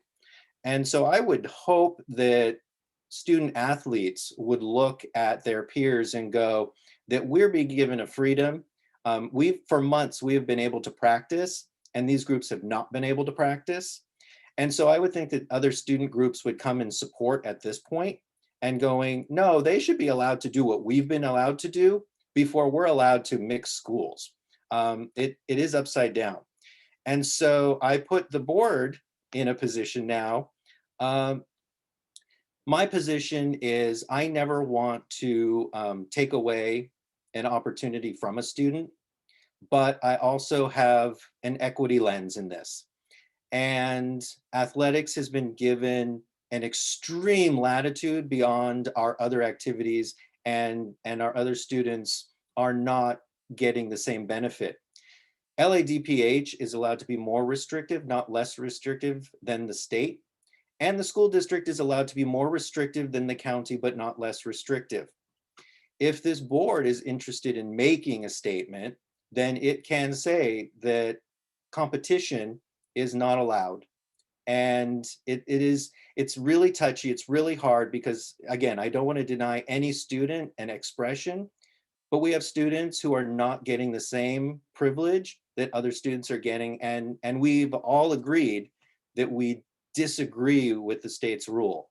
So I'm happy to stand alone on this. I'm happy to be the one, but I want to be a voice for equity in this issue. And so I'm going to fully support everything that the cabinet has presented to us today, except the competition component, because it's mixing of schools and the other reasons that I've given, as far as I think each of these students has done an excellent job of giving us descriptions of why they could do the exact same thing that the other students have been asked to do. So I'm happy to stand alone on this, but I'm wondering if any other board members want to side on this issue as well. Yeah, Dr. Gerson, that was what I was working through in my head when I paused speaking. And what I'm coming to is I think that the levers that would need to, that are more restrictive policy is not going to affect our state legislators or people who are at the county or state level to change their position. I think it would be purely symbolic and not for the safety lens of it. It's reducing the number of like students and contacts. So I feel like it would not serve the purpose that we would want, because if we wanted to appeal to the decision makers who are at the county or state level, we would want to do so in a manner where it isn't furthering their objectives of being like, we are able to still reduce the number of contact, I like the amount of contact and things like that. And so that's, I explored the idea in my head. I do not agree that that is the right direction for us to be able to bring our arts, our academic decathlon, robotics, theater students back. I don't know if that would be a very effective strategy. So that's where I land on that. And then, yeah, and I will let other board members speak to it as well. Thank you, Dr. Gerson and Ms. Park. To give you a little background, I feel like robotics is very similar to theater.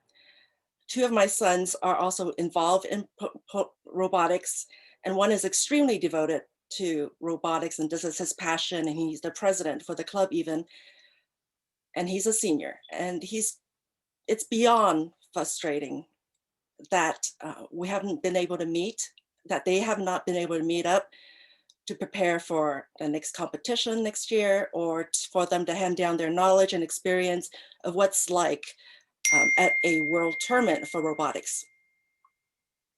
So we, although it's a different subject, we do understand how the speakers on theater arts feel. And I do not, in terms of Dr. Gerson's proposal, I don't feel that we should necessarily penalize the athletes because they are allowed to. I see your point as an equity, that you believe is an equity issue, but like Ms. Park, I also feel that it really would not do much other than, it doesn't help the theater students or robotics students to come back to be able to go on a campus. What I would propose, however, is to follow the same idea of thoughts, and for us as board members, as one board, to send letters to the governor, California Department of Public Health, and also our legislators, to let them understand how unfair this sounds, that certain athletics are allowed to be in school versus, and drill team is allowed to be in school, and band is allowed, but somehow robotics, theater, or many other subjects are not. So that is my proposal, and I would like to hear from the rest of my board how they feel about that. Well, I concur. I concur with both Jasmine and President Liu that I don't really think that's just an equity issue, to be honest. I think that, to me, all along, everything that these guys have decided have been arbitrary. You know, that's my favorite word. Numbers have been arbitrary. The decision of the protocols have been arbitrary. It just makes no sense. You're right, Dr. Gerson. It makes no sense. How do you have competition, but yet you don't have people who are 6 feet apart with masks on doing theater? It makes no sense. You know, and you're talking about stable cohorts. You can't intermingle. But, you know, at the end of the day, politics are in play, you know, and I think that we have to be just recognize it. I'm just glad that they're even allowing to do this. I think for them to make that decision to get athletes going, I think it's because there are loud voices from parents who who are activists and who made the noise, like let them play, you know, the initiative, the petition. You know, obviously they felt pressure from all these parents to say, hey, you got to let them play. you know? And so I'm thankful though, that they're allowed to play, because obviously they have to be reasonable people, knowing that the decision for them playing is going against their own reasoning, right? They know that it's intermingling. They know that there's no way you can be 6 feet apart. They know, but they made that difficult decision to say, well, at least bring this back, without recognizing perhaps how the policy is fallible, because of the fact that there are other groups who should be allowed to play, but who should be allowed to perform or act or whatever, but they don't think about them. And so I would have to concur that this is not, I would not want to punish the athletes because of the fact that we do this, but I do appreciate your heart in seeing the matter. President Liu, I actually just share a lot of thoughts with my colleagues here, and I'm actually very proud to be a part of this board, because we're so focused on what's best for our students, and we're championing their interest, and that makes me feel good and to be a part of this team. So I share a lot of the sentiments here. I think the point about equity and fairness, I think that's well taken, and I actually agree with that wholeheartedly. So I support your proposal to write letters, President Liu, but I also feel that we shouldn't necessarily penalize athletics. I think, whatever, I would rather channel our resources to ensure that we make a great deal of effort to ensure equity for all of our other programs that are not happening, and to apply efforts and our energy towards that. Thank you. Great, thank you, Dr. Mohammed. Vice President Han, did you raise your hand? Yes, please. You're muted right now. I want to make a comment about a different issue though. As long as it's under agenda number 10.5, Yeah. please Yes. feel free. So a couple of things, Dr. Egan, I have questions for. Number one, who is doing the testing for football? It has to be a rapid test, I'm assuming, right? You have to have 24 hours. So is it a rapid test? And who is administrating for the football team? Let me help out there, just because I'm getting the testing set up for it, and then Dr. Egan will be following it through once we have it in place. So the testing that we have set up is antigen rapid testing for football and for water polo. And it works the same kind of an indicator that sorry for the illusion, but a pregnancy test does, that you take and you can see right on the device itself if you're positive or not. So is this with Abbott Labs? Is it with Abbott Labs? Is it a different company? What company is administering? Which device are you using? So Dicarta, D-I-C-A-R-T-A is the company that we're working with overall. And I have to look at the specific brand of the antigen, but Dicarta is who we're setting up with also for the follow-up of the PCR tests if anyone does test positive with the antigen. Thank you. Second question, Dr. Egan, for the youth football. Thank you for bringing the frost for it. Make it happen. It'd be great for the 3 games, where there's 2 games. I'm glad we're doing it. But the question I have is the spectators. So when I look, when I look at the LA County DPH orders, this is what it says. Observers are permitted for youth sports ages 18 years and younger, practices and competitions for age-appropriate supervision. Observers must be limited to immediate household members. Observers must wear a mask at all times and must maintain a 6 feet physical distance from non-household members. Observers should refrain from shouting, singing, or chanting at these activities. So this is what the LADPH order says. I don't know if that's regarding maybe just for youth clubs, maybe not high school sports. I'm not sure. I was just wondering if you can elaborate on that. Sure. Great question. Appreciate that. It's certainly, I think the interpretation is in the eyes of those involved. I would say, so I understand why there's some understanding that's maybe a little bit different than a spectator. So spectator essentially is an audience member.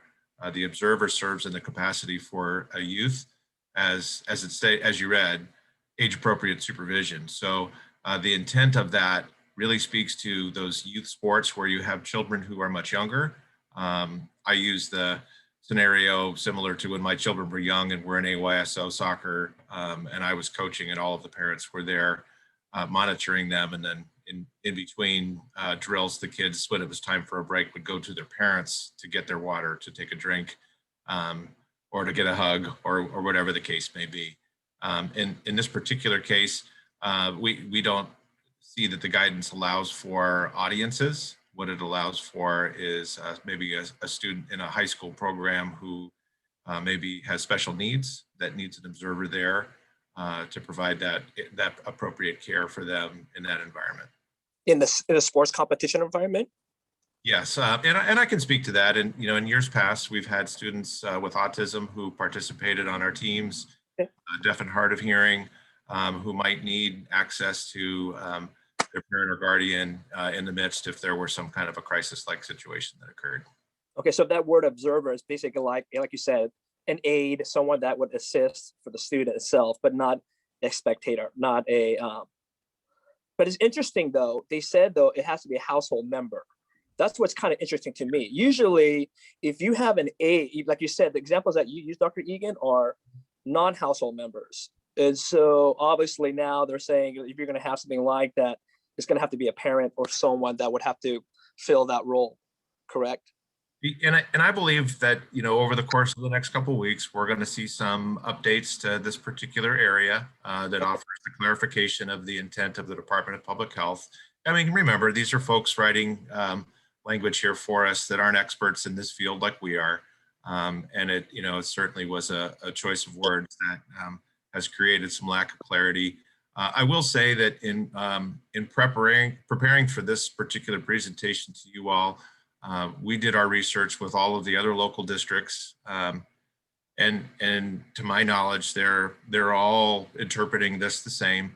I would add that we really, want to make sure that what happens on the field or the court is done in the safest possible manner, and that our administrators and supervisors there are working with a closed audience so that they can actually put their full attention on that. Rather than issues that might be occurring in the first instances of this with audience members who are learning what it's like to behave within these rules on our campuses. So, we're looking at ways in which our student publication groups could potentially be enacted here to somehow capture these events for people who are at home, who we know just want to be there and cheer on their kids in some of these moments, especially older ones, who this is their last run at this, or young ones who this is their first run. These are moments that they can't get back, and we understand and appreciate it, but we're thrilled to be able to create the moments when we didn't think there was much chance of it happening. And we're hopeful that some, things change in the public case rate levels for our county, and there'll be some openness for us to invite people in soon. Thank you, Dr. Egan. I really appreciate it. And again, I appreciate all your hard work on this. Thank you for bringing it back. I'm just grateful that it's coming back one way or another. I just want to see how far we can push the envelope. My last question to Dr. Stowe, just for clarification on your reopening, I'm not sure you clearly stated it, but I want to articulate it again, that we're going to open 6 to 12 a week after or week latest of the red tier. So as soon as we hit red tier, a week later, we will bring back 6 to 12, just for clarification. Correct. So before I get to that, I do want to also echo what Dr. Egan said. The South Bay districts superintendents and I were communicating today about this whole idea of observers, and so it's something we'll address it in our Wednesday meeting as well with the county and the DPH. As far as the timeline, so our understanding is that when we go to 7 per 100,000, that starts the clock, because you need to remain at that level for 2 consecutive weeks in order to then officially be in the red tier. So once that 2 weeks transpires, 7 per 100,000 or below, at that point in time, we go into the red tier, and then a week later, we'll be bringing back students for the blended program. So really 21 days, roughly 3 weeks from when we first get the number on it, and we get it on a Tuesday. So it'll probably be 20 days, because we're probably looking at a Monday return, or possibly a Thursday, depending on what the instructional committee, strongly recommends. Thank you. Are there any other comments on this topic? I had another question about competitions. So if our teams would be traveling to a site that has more lax restrictions than we have put on our campus, who makes the call whether we participate in that competition or not? Is that an individual coach's decision, or does the district determine whether they would be able to participate in that competition or not? Well, ultimately, it would be our decision through those agents. And of course, the requirement with our schools to have those protocols exchanged. Of course, if we're within a couple of days of a competition with some school that's not in the South Bay region, like Pioneer League schools that I've mentioned, and we have not had response about when that exchange is going to occur, that would immediately be a red flag that would trigger communication from principal to principal. So it would no longer be, these are going to be communicated via athletic directors. So we have a lot of coaches who they're outstanding people and outstanding at what they do, but this is not something necessarily for someone who's not a teacher with us full time, that has the regular depth in learning about the conditions and the protocols. They're trained, and they're certainly committed to following what we say, but we don't want to put them in the situation of having to evaluate those situations on their own in isolation. So it would be athletic director to athletic director in advance. If that communication stumbles, or if there's issues in there that make us uncomfortable, principal to principal will engage, and that'll immediately trigger an alert to me. And then we'll evaluate and determine how to proceed, potentially not competing with that particular team. And for Dr. Stowe, I had a question about reopening for 6 to 12, about the status of our PPE and other equipment. I know we've spoken about having ordered it and having it stored for our elementary school students, but what is the status for our middle school and high school? Because there will be a lot more that we need. And then also for staffing, as we continue to follow the protocols and sanitize and go through all of that, what does our staffing look like? Dr. Butler, you want to take that? Sure. We actually worked with our custodian supervisor, and Ian Kempton kind of came together and thought about a plan that would work for, as we brought back 3rd through 5th, because that's our main thing, is what's the extra cleaning that we need to do between classes to take care of things. And so we're actually readjusting our custodian schedule, and we were able to get some buy-in. It will likely require a little bit of overtime because we're going to put some people into the other sites. We've discussed that. We've come up with what we think are reasonable limits on that without compromising cleanliness, without compromising disinfecting. So again, this is part of the one-time money that we've got coming in. It's a reasonable purpose to make sure we're doing that. We have not at this point committed to hiring more people, but as you may remember, the budget for this year did not allow us to do any layoffs either for transportation, custodial, or food service. So we still have a strong crew. They're still dedicated and doing the job. And so we have not reduced force, even though we have had fewer students around. We've made sure that we have people to do stuff, to do the work that needs to be done. And now we'll start looking, is it necessary as we really flesh out the protocols into 7-12, what do we do in there? And if that'll require some people, then we'll look at that honestly. And for the PPE, is it on hand, or are we? PPE is dialed in. I do want to say I know that that Giacomo Padilla, our former director of purchasing, is now a chief business official up in Salinas. She did a great job spearheading our efforts to get up and running with that. Good work by our warehouse as well, Ted O'Neill and his crew. And now Richard Vasquez taking that over is following up with it, making sure we're on top. But knock wood, that has not been an issue for us.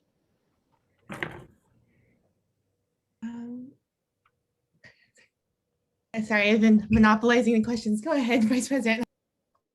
No problem. Ms. Go Park. ahead. If Go you're ahead. done, then Vice President Han can please go ahead. Oh. I think Are I you got done? one I'll wait for Jasmine to finish. I want Jasmine to finish. Yeah, go ahead, Jasmine. One last question. So as our 6th through 12th grade families start preparing for the district's coming back for blended, if families change their minds, if they opted for something and then they kind of expected that their students would not or would be coming back in person or not, for the rest of this school year, what are their options to be able to communicate that? What would that pathway of communication look like? So the pathway to, I'll take that one. And if Dr. Crumpy wants to fill in gaps, happy to allow that. The appropriate pathway for that would be communication with their site principal.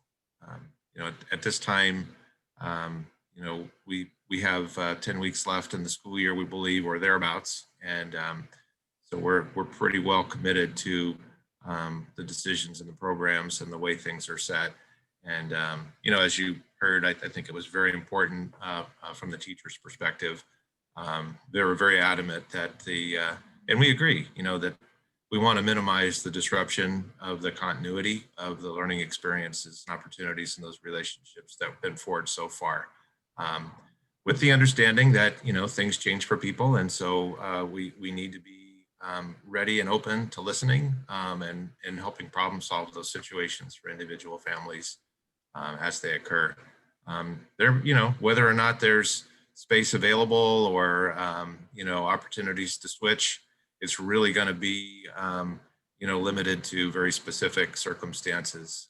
But in working with the instructional committee, we're also talking about what happens then when a student is making the decision to stay home. How are we still going to serve them without putting that teacher in a position to do multiple jobs all at the same time as well? We know they're committed to that student and don't want to lose them and don't want to leave them in the dark or without an opportunity to learn. So those will be tough situations to solve. And we're fortunate that we've got the right team of people together to work on solutions when an obvious one doesn't present itself.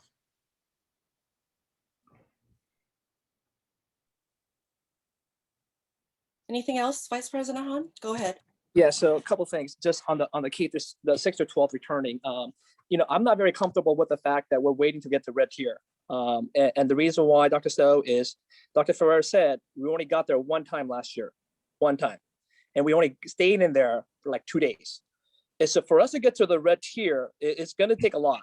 And I don't see the numbers changing this week because when I see the case rates, it just seems pretty much the same. 2001, like 1,200, 1,300. So that's my concern. My concern is that how long are we going to wait for 6th grade? Are we going to say red tier April 15th? Are we going to have another meeting saying, hey, we're still haven't decided May 15th? There has to be a date. I think that, first of all, when you talk to Janice Hahn, I would like to ask that you ask the state to change that number from 700,000 because we changed that for elementary from 8 to 25. Then why don't we change it for 7 to 10? Give us a better number so that we at least that number is reachable and we can get back our students back sooner. And that's my thing. My thing is that we only hit it once, and I get it. There's nobody left in effect. Like Dr. Ferrer said, 35% of LA County has gotten it. We got the vaccinations going, and who knows how long that would take. And so that's my concern for 6th grade. I understand the teachers. They don't want to disrupt the learning itself. But at a certain point, we got to say, okay, you know what, this is taking way too long. And I think that we need to make that certain date sooner than later. I would hate for us to be here April 15th and we're still not in the red tier. And then we got to still wait for 3 weeks. I mean, that's going to go into May. Then it's like we only have like 4 weeks left, 3 weeks left, and I feel like we were wasting so much time.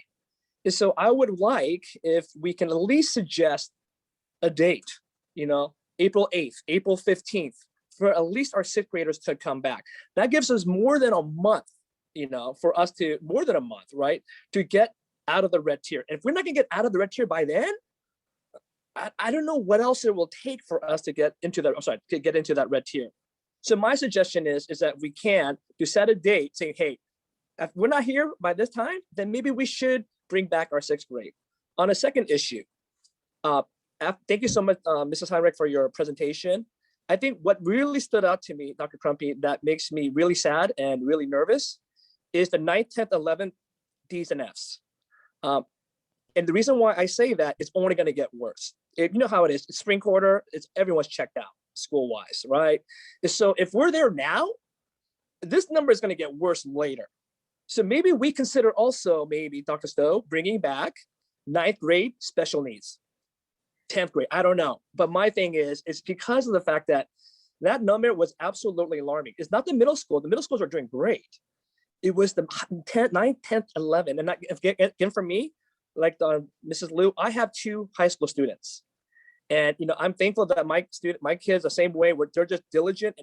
But I can see them now kind of like getting tired. I can see them now saying, dude, this is getting old, you know, and they got 3 more. And March is the longest month, you know, that's my concern too, you know. So my thing is, if we can, you know, maybe if it doesn't get better by then, maybe that we bring back our 9th grade and consider them high needs and figure out something for the kids that are really struggling in the 9th grade, 10th grade, 11th, that maybe, and I know Dr. Crumpies has some plans to maybe help them along the way. But again, it's something that, but we need the kids to come back, you know, and that's my point. I think that I understand that your protocol is red tier 1 week after, that's still 3 weeks. My concern is, I don't know if when we're gonna get there, you know, and I would hate to see this drag on. Yeah, no, and I concur with you on both of your points. Dr. Egan has a meeting with the 6th grade group tomorrow morning again to look at models, and you know that's one thing we're asking is, as soon as we can figure out what that model is so that it doesn't disrupt, we will bring them back and do it in a systematic way, just like we've done all of the elementaries. And then we have another meeting in 2 weeks, right? And I will absolutely, and I know all of us in the South Bay, you know, just like the state changed the number on, you know, athletics from 7 to 14 a couple weeks ago. I could see that happening with regard to in-person instruction as well. And so let's see how the next week and a half goes. We have another board meeting on the 15th. If at that point in time we don't see any progress, then as far as you know, reduction in the adjusted case rate and an option to get to the red tier. But remember, last summer and early into the fall, this tier system didn't exist either. So this was created midstream. So you know, then at that point in time, we can have a serious conversation about identifying our 9th graders as high needs and maybe bringing them back, because that is a group that we're all concerned about. We want to make sure that they get high school off on the right foot, and that they have the not just the academic skills to succeed the next 3 years, but also those social emotional connections to feel that really that school is their place and their home, and that they can be successful there. So let's see how the next, you know, 10 days goes, and the input that we're going to have on not just the county committee, but maybe with the state with regard to a board letter on some of these other activities as well.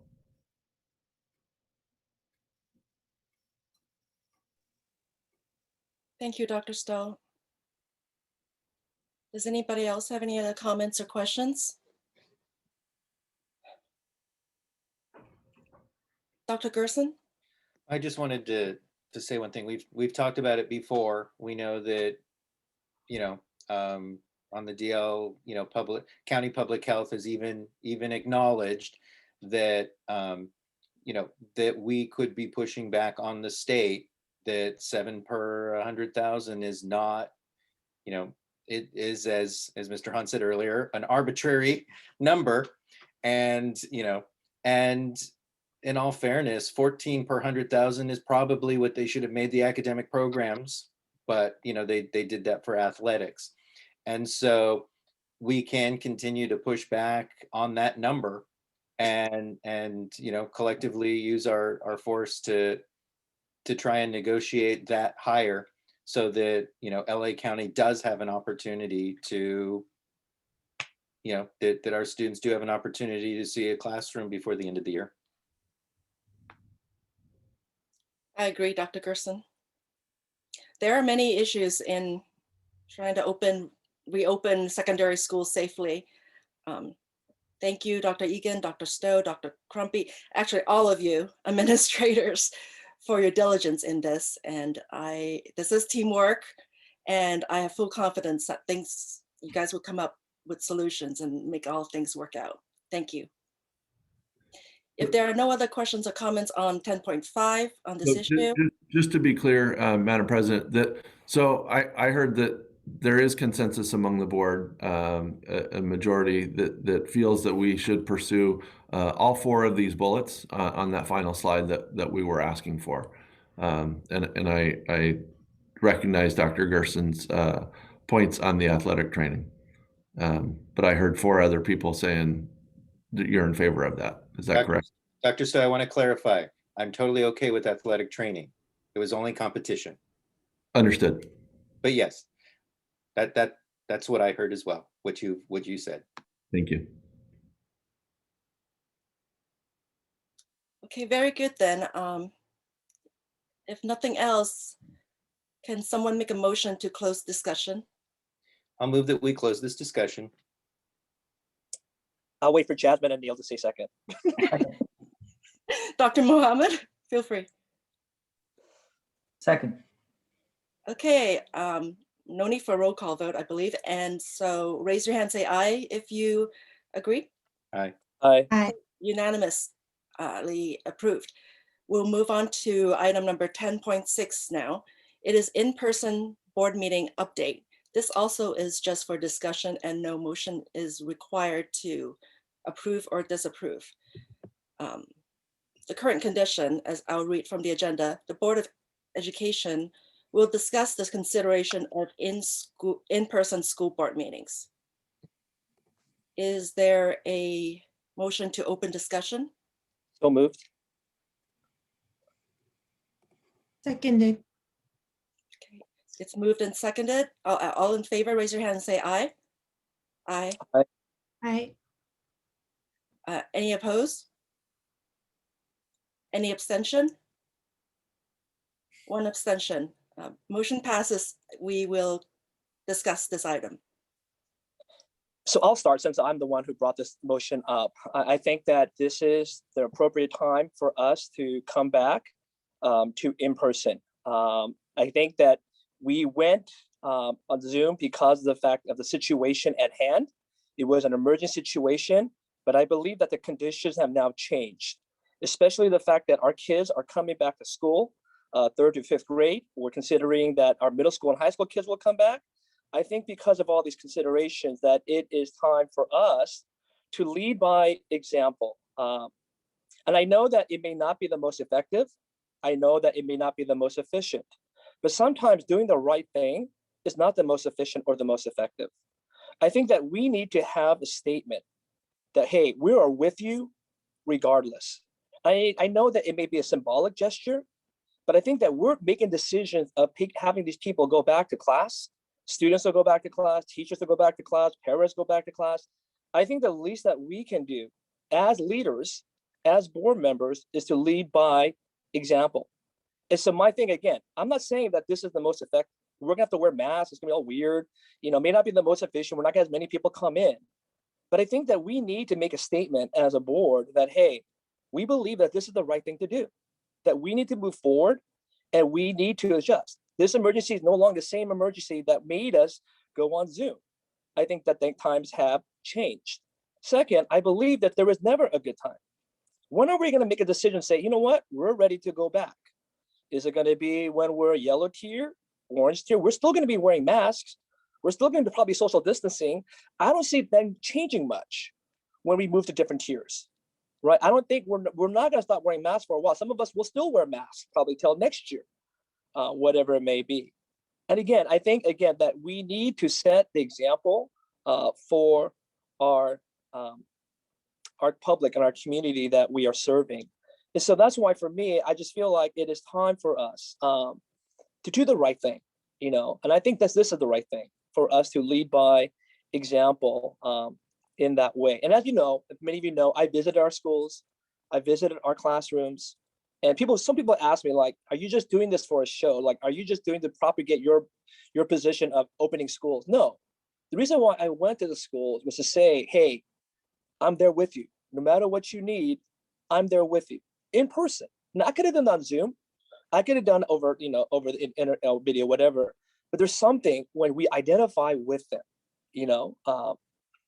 one of the things, like what I say, is to become all things to all men by all means, to identify with them, identify with my teachers, identify with the aides, identify with our principals. And this is the least that I can do, is to say, hey, you know what, we're going to come together as a board, and meet together and say, hey, it's about right time for us to do this.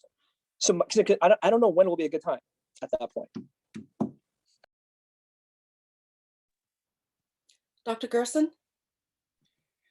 Well, I agree with Mr. Hahn on we need to lead by example. I just disagree on how we lead by example. The first thing is, you know how I feel about schools. On March 4th, my son is going to be, and I can't tell you, even today when he dropped off his best friend's birthday gift, so excited, I'm going to see you in school on Thursday. My flesh and blood is going back. So I am showing that I am willing to send my only son into the classroom because I believe that the classroom is safe for my son. The second thing is that I am not an essential worker. A school board member is not essential. A teacher is an essential worker. A paraeducator who is helping a child with disabilities is an essential worker. School board member, I'm not an essential worker. I can conduct this business via Zoom and be just as effective. In fact, in all fairness, I think we're being more effective right now because people do not have to leave their homes to access our meetings. And now that we've found the ability for them to speak in meetings, I think they have greater access than they ever have. And when my son goes into the classroom, there's something that's going to happen. As a parent, I have committed to our safety standards, and we will do a safety screening, and we will be honest about all those questions. And there will be a green screen when my son shows up, as will all of those other students in that class, as will that teacher. And we all have that mutual understanding. When we open up our meetings to be in public, we must allow the public to access us. That, to me, that's a fundamental thing that has to happen. If we're there, they have to be allowed to see us, because in Zoom, we can't communicate until the appropriate time. But when we're all together, well, now the public has to have access to us because we are all in that room together, and they need to see us not conducting business except in front of them. And so this public, I cannot require them to file to do a screening before they come in. That is, they must be given access. So I think this issue becomes much, much bigger. And then there's the simple thing that I agree that we need to lead by example, as LADPH is currently asking, that no more than 3 households mix, and all of those rules. I have lived almost for a year now, all of those rules as an example to the community, going, yes, my family and I are going nuts. We wish we could hug, I want to go hug my aunt. I want to, I want to do all of these things that I can't do, and I am sacrificing, as we all are. And it takes its toll on all of us. We all want COVID to be over. And so I lead by example by doing all of those things I'm supposed to be doing, even though I may see a neighbor having a sleepover and going, man, I wish my kid could be doing that. But we all sacrifice. So that's my position, is as I am leading by example by following all of LACDPH's rules, even if I don't like some of them or disagree with some of them. So thank you. But just to respond to that, Dr. Gerson, is that we're still following LACDPH rules. We're allowed to gather, right? So we will be under LAC. So this is not violating LACDPH rules. And my concern is, Dr. Gerson, what you're saying is that, so based upon your argument, then we should never have in-person again, because it's most effective. People can go on Zoom. They have effective access. So you know what? That basically what you're arguing is we never need to meet in person again, because it's effective. You can come, you can get online, you can see everybody, more people can have access. You know what? You can hear everybody. it's easier. So basically you're arguing that we don't have to come in person. What would be the argument then, Dr. Gerson, for us to come back in person? There will be a time when these restrictions are going to be lifted, where we will all be together. It won't be many months now before we are vaccinated. Yes, we'll be wearing masks, but we are all going to be together again. This is not indefinite. It is going to end. The screenings are not going to be as important. Things are going to change. And yes, I plan to be sitting next to you, and I can't wait till that day. And like I said, I can't wait for the day that I get to hug my neighbor as well. I know, but based upon your argument, it's not about about being a person. It's about, you just argued that it's effective. More people have access. You know what? They have easier time to get there. You can see everybody. So when I hear your argument, it just seems like you're arguing that it's the most effective way for us to conduct our meetings. No, Mr. Hahn, I did not say it was the most effective way. Okay. I said that we could conduct our business via Zoom, that our business has not been hampered because of the use of technology. We are not essential workers. We've not been invited into our workplace, but the process has not been irreparably damaged.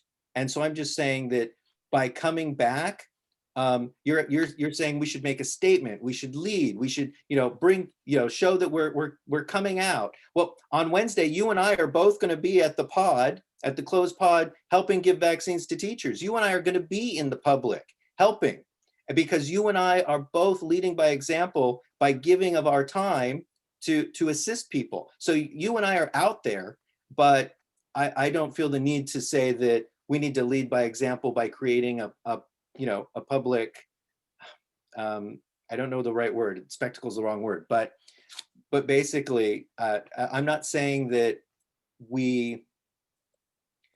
but we still can be, I know, but what I'm saying is that we still can be effective in person. My understanding too, Dr. Gerson, is that you're making it sound like we're not going to have Zoom. We're not going to have online access. We can do both. That's my point. My point is we can do both at this time. We can make that happen. You're making it either or. My thing is we can be on Zoom and in person at the same time if we have to. And so that's what I'm saying. And again, we can have a different place, a different structure, a different room. It doesn't have to be here. What I'm saying is that we have to create the opportunity as an organization to make the statement together. That's all I'm saying. Well, I just worry about bringing people together, because when we open up, we must allow the public to open up. And so we create risk for those people who come. We create, and everything has been about, reducing risk. That has been the whole conversation as we try and keep COVID rates down, as we are trying to get to that 7 per 100,000. And every single case, every new positive case takes us further away from that 7 per 100,000. So if I'm doing everything I can to make the community safe enough to open schools, I don't want to create new risks when I don't need to. That's what I'm trying to say. Okay, thank you, both of you, for your support and argument over whether or not we should open in-person board meetings. Thank you, Vice President Hahn, for raising this important issue. I agree with you that it is important to show solidarity with our amazing teachers, paraeducators, administrators, and other staff members who are on school campuses right now during this pandemic. But I believe that we have many other ways to show solidarity. And at this time, I oppose in-person school board meetings. The guidance from our County Department of Public Health stated that adults from more than 3 households should not gather. We know that putting a group of adults in an enclosed space for several hours is one of the riskiest things you can do in terms of transmitting the COVID-19 virus. A room full of adults is not the same as a room full of children. And you mentioned earlier that DPH allows us to meet in person. I want to let you know that the DPH reopening protocol to office-based work site, which was recently revised, stated that, quote, everyone who can carry out their work duties from home has been directed to do so, end quote. It actually also said, quote, "In-person meetings are strongly discouraged in favor of virtual meetings," unquote. I don't think that we should go against the county's published safety protocol. I believe that we should all do what we can to limit the possibility of the viral transmission, even if our current rates are getting lower. We have all been able to efficiently and effectively do our jobs in carrying out the duties of the school board by meeting virtually. And in the DPH phone conference last Thursday, a participant specifically asked the medical director, Dr. Gilchick, if school board meetings can be done in person. Dr. Gilchick said that he strongly recommends against it. I think besides the pods that Dr. Gerson mentioned, all of us have visited schools and classrooms to show solidarity and to observe how we are implementing our health and safety protocols. We can continue to show solidarity to our teachers, paraeducators, administrators, support staff, all our employees by listening to their input and suggestions, and continue to see what schools and classrooms are like on campus. Thank you. Ms. Park, did you raise your hand? I did. I spoke a little bit on this last week as well, but just wanted to reiterate that this whole process, whether it's at our national level or within our district, has been a matter of prioritization, right? Like we have set priorities. Who are our students who are most at risk? What are our objectives at hand, and what isn't being met in the virtual setting as opposed to an in-person setting? And I think in terms of what you shared, and that it's not about what is the most efficient, but it's about doing the right thing and setting an example. I would question, what is the ultimate objective of our school board meetings? If it is to be able to make decisions that I think there is a consensus, our ability to make decisions about reopening or have these discussions and communicate to the public has not been impeded in a virtual as opposed to in-person or hybrid in-person and virtual setting. I think that with that being in mind on that list of priorities of what comes first, that our school board meetings are not at the top of that list for me. I also wanted to talk a little bit about how I wonder if we're becoming a little numb as a society to the effects of the virus. I've shared this before. My household, everyone in my household had COVID last year, and I know how it's a tragedy. It's a tragedy that happens, and that virus and the effects have not changed. Perhaps we have become so fixated on the numbers that we are forgetting about the impact that it's still having on many people's lives. And so I do not think that a symbolic gesture or something that is meant to set an example that, again, goes against our recommendations from public health experts of being a very risky setting environment. I don't think that we should move forward with that, because our ability to do our job is not negatively impacted. The realities of the effect of the virus is the same.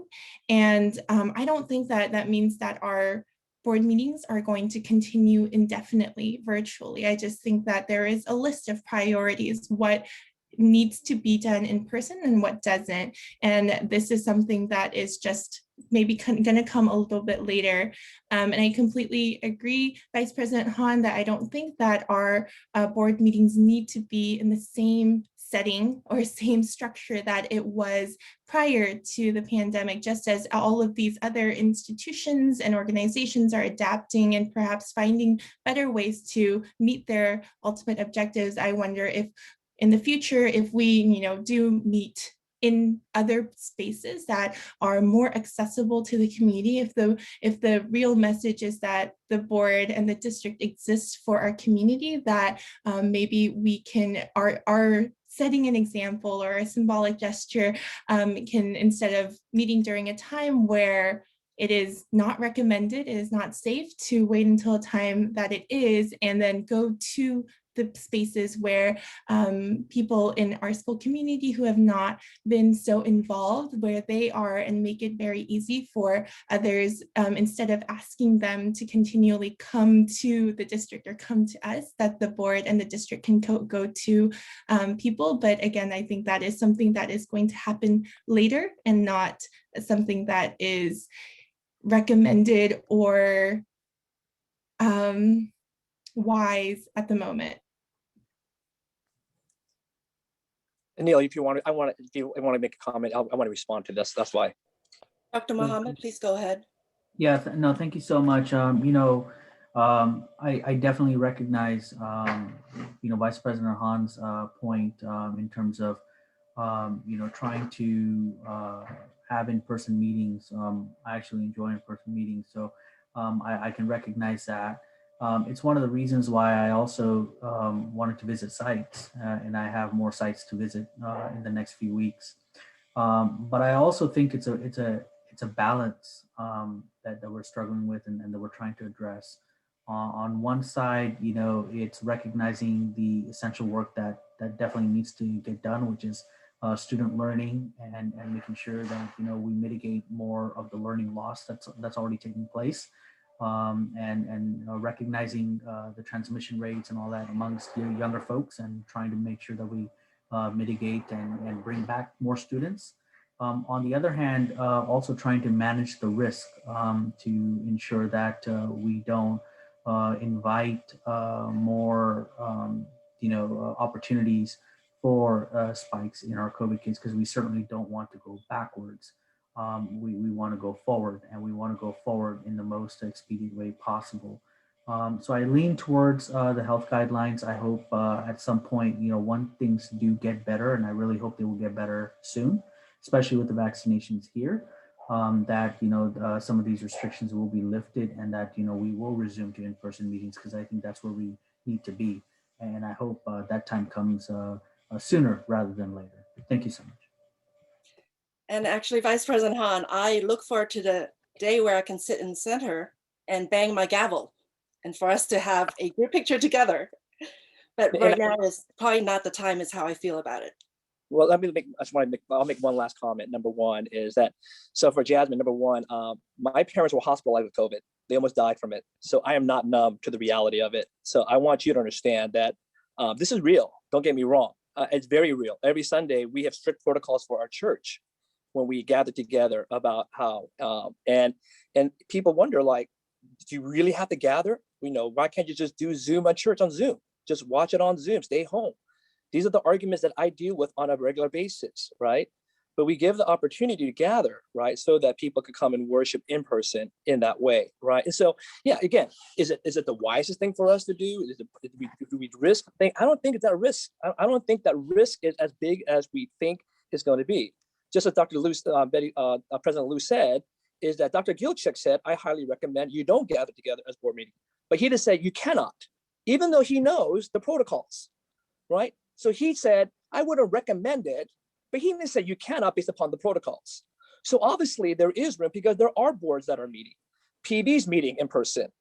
Redondo Beach is meeting in person. So this is not a safety risk issue, in my opinion, in terms of the spread. Obviously, in Manhattan Beach would like to meet in person, that the room is way too small. And I don't know what else Segundo is going to do. But it's clear that some of the districts have already decided to meet in person for their board meetings itself. And my thing is, I feel like, it's one thing, you're talking about essential workers, and yet here we are making these decisions, sending teachers back into the classroom, and sometimes I feel like, the little things that we do have huge impact. I think that, we call it more than symbolism. It's not a symbolism thing, right? We're leading. This is not a mere gesture. We're just not gathering for the sake of gathering and to say, hey, we're doing this because, we just feel like we need to do this. No, we're doing this because we want to lead by example, and that's my whole thing. This is not simply a gesture, but something that I feel like we can lead by example itself, and I think that that's where I want our community to do, is to lead by example. Because my thing is, it's going to be way too easy for us to keep doing this forever. There will be no reason for us to come back in person, because we're all going to feel like this is most effective, this is easiest. Why not we keep on doing Zoom? We get 196 participants. We will never get another 200 participants if we meet in person. So I can see the arguments coming later on. You know what? We have more participants than ever. We're so effective on Zoom. Things are going well. Why change anything? We don't need to change anything. It's all good. So I feel like this could become habitual and easy for us to do later on.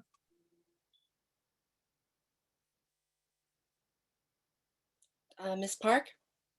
Yeah, again, the example, that's what keeps getting at me. If leading by example, if the example that we're setting is adults, if you even if your work doesn't need it, gather in person, that be the example, that's what we're doing, right?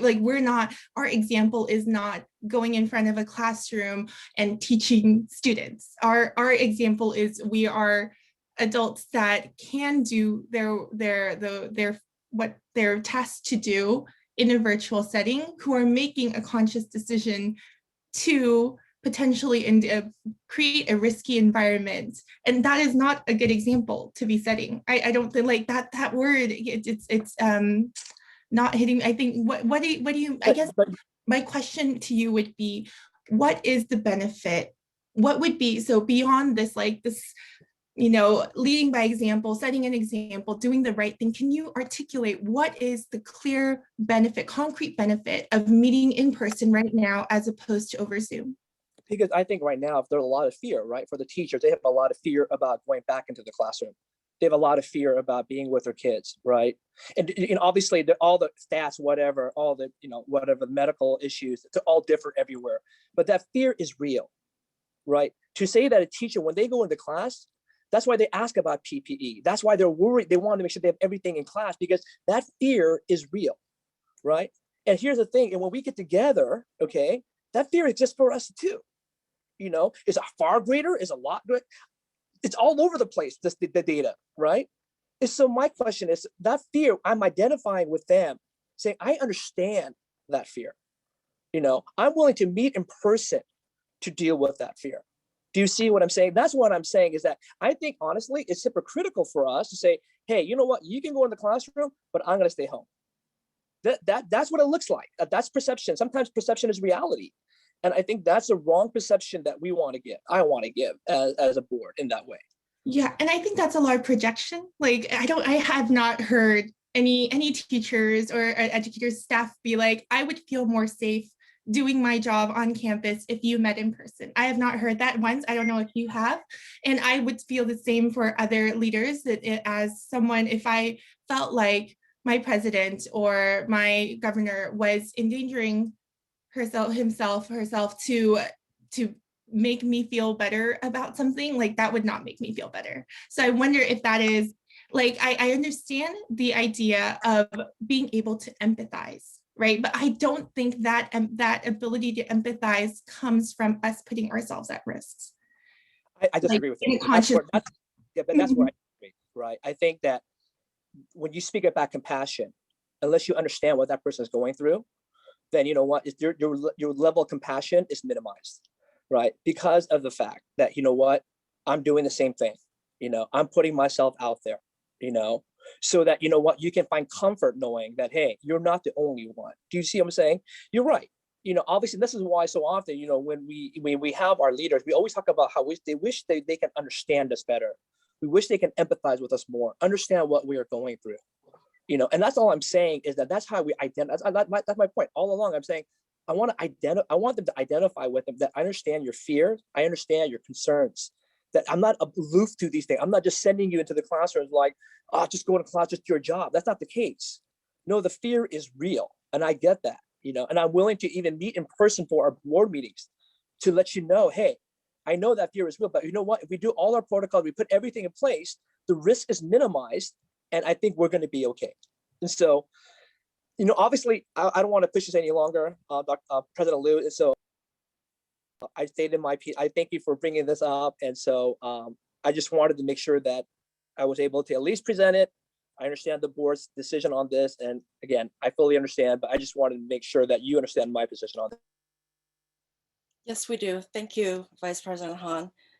If there are no more comments, we can have a motion to close discussion on this issue. I move to close discussion. Second. Okay, all in favor, raise your hand and say aye. Aye. Aye. Okay, the motion is passed unanimously. Item number 11, it's consent agenda. Approval of consent agenda as a whole. All matters listed on the consent calendar are considered to be routine and will be enacted with one vote. There's no discussion of consent calendar items unless members of the governing board, public, or staff request that the specific items be removed from the consent calendar for separate action. We're looking at item number 12 to item number 18. I would like to pull item number 14.3, item number 15.4. 14.3 and 15.4. Yes, please. 15.4, data science, very important. Anybody else want to pull out any other agenda items? Okay, we can use a motion to approve all consent items except for item number 14.3 and 15.4. Move to approve consent items with the exception of the two that we've identified. I'll second that. Thank you. All in favor, raise your hand and say aye. Sorry, Aye. sorry, Ms. Aye. Lee. We need to do a roll call on these. Oh, I forget. Yes, would you please do the roll call, Dr. Stowe? Sure. Dr. Muhammad? Yes. Ms. Park? Aye. Dr. Gerson? Aye. Mr. Han? Aye. Ms. Liu? Aye. Thank you. Motion passes unanimously. Vice President Han, would you like to So, address? Yeah, number so 14.3? 14.3, just as a quick thing, Dr. Egan, I want to ask you, so on this one, Kendall Park for Torrance High School, I'm not sure the city is allowing to use it because of maybe city protocols regarding fields. I don't know. So just wanted to see if, if we are able to have access to that because that's Torrance High School's baseball field. So just wanted to bring your awareness to that. I'm not sure if you knew anything about that or, yeah. So I just wanted to bring that up. No, great question and absolutely a fair question. And it's something that Torrance High School has been seeking via the city permit process. They've engaged with the department and submitted paperwork both for Wilson Park for the softball as well as for Kendall Park for Torrance High baseball.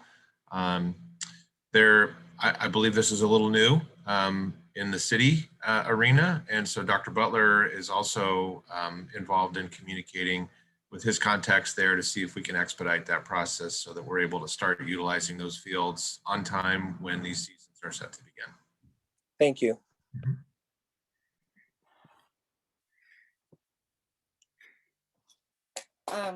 Anybody else want to comment on this item 14.3? If not, Vice President Han, feel free to go ahead and start with 15.4. On 15.4, first of all, Dr. Crumpy, thank you for making this happen. I don't know who made this happen, but this is absolutely huge. And whoever's on the phone call on the Zoom meeting right now, so it's outside of dual immersion, to me, this is like the greatest news ever. Data science is the future. And I want, if you all are on the Zoom, get your kids into data science.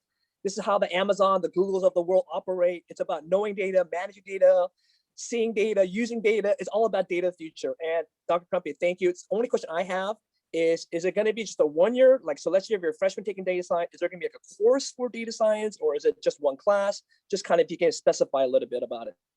First off, I'm taking no credit here other than knowing when I heard a good idea that I said, yes, Dr. McDowell, go for it.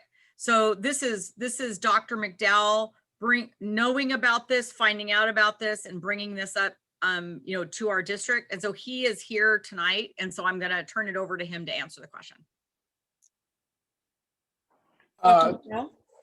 Thank you, Dr. Crumpy. Mr. Han, just to answer your question, As it stands right now, it is a standalone course, but we believe that it feeds beautifully into a 2-year sequence with AP Computer Science, AP Statistics, or even something like pre-calculus.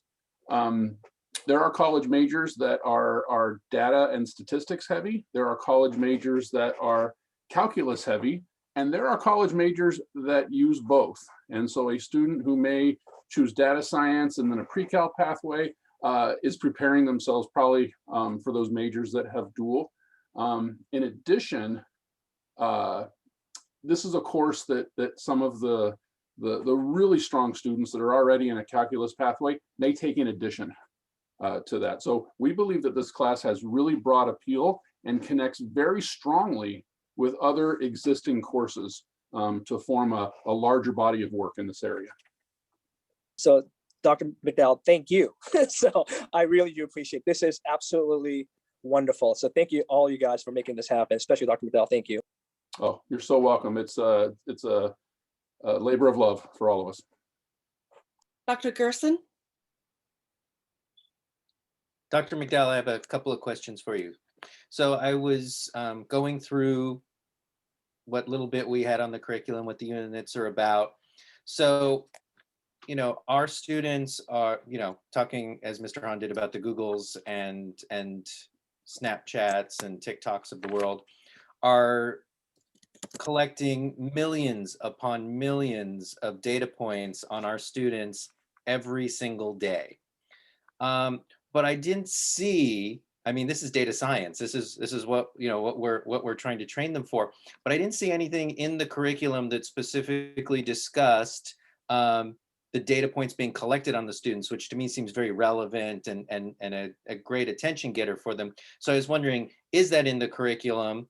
To me, it fit perfectly in the third section, third unit. But is there anything? And if not, what influence do you have over the creators of the material to encourage them? I'm happy to answer.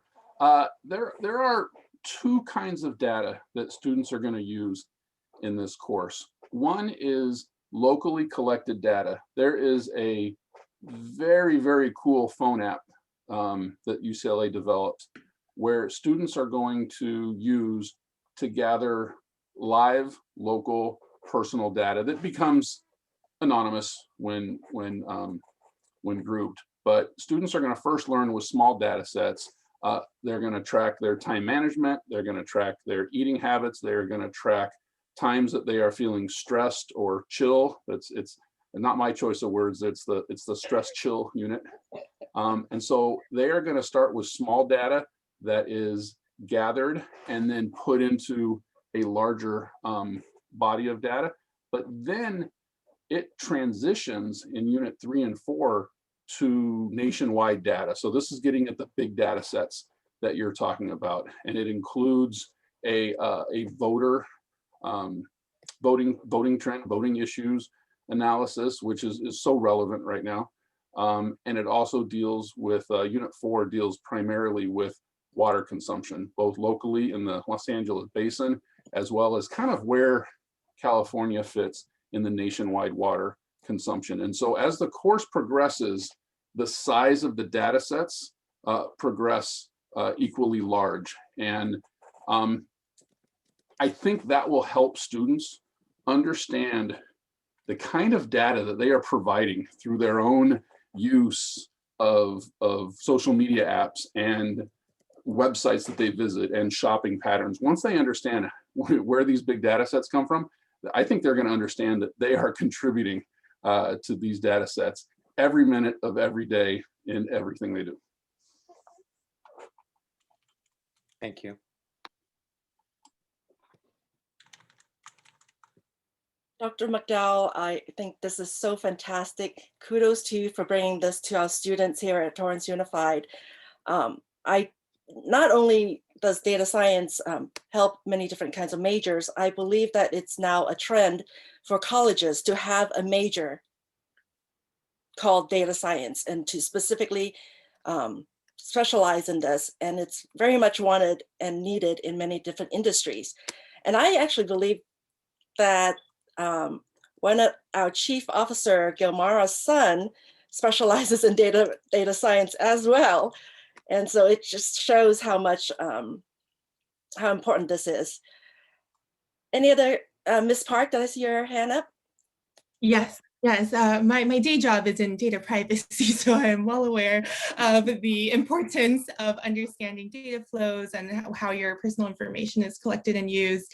And with that, as long as we are able to suggest additional units or whatever for the curriculum, it would be really interesting to have a piece on ethics. I think that is often missing the bridge between a lot of my work. It's how do you bridge between the technologists who understand these emerging technologies and how the data works and the policymakers or the people who are in charge of governance and are trying to make sure that the values that we have decided upon as a society are embedded in our technologies and in the ways that our data is being used. And so, yeah, I think that if there is a way to weave that in a way that it's natural, I would love to see more of a discussion on the ethics and privacy aspect. And then also wanted to ask if there were plans for other courses for students to be able to enroll in. I think that it's really important for us to equip our students with these skills in data science and in STEM, but I think that there are a lot of other students who may also want these more advanced learning opportunities and who have their primary interests in other fields. And so something I brought up is that there's a Yale course called the Science of Wellbeing that talks about happiness. And I think that would be a really interesting course that it looks like some other districts are trying to incorporate into their high school extracurricular or elective courses. And so if there's a way that we can expand for these options for other beyond STEM as well, it would be great. Thank you, Ms. Park.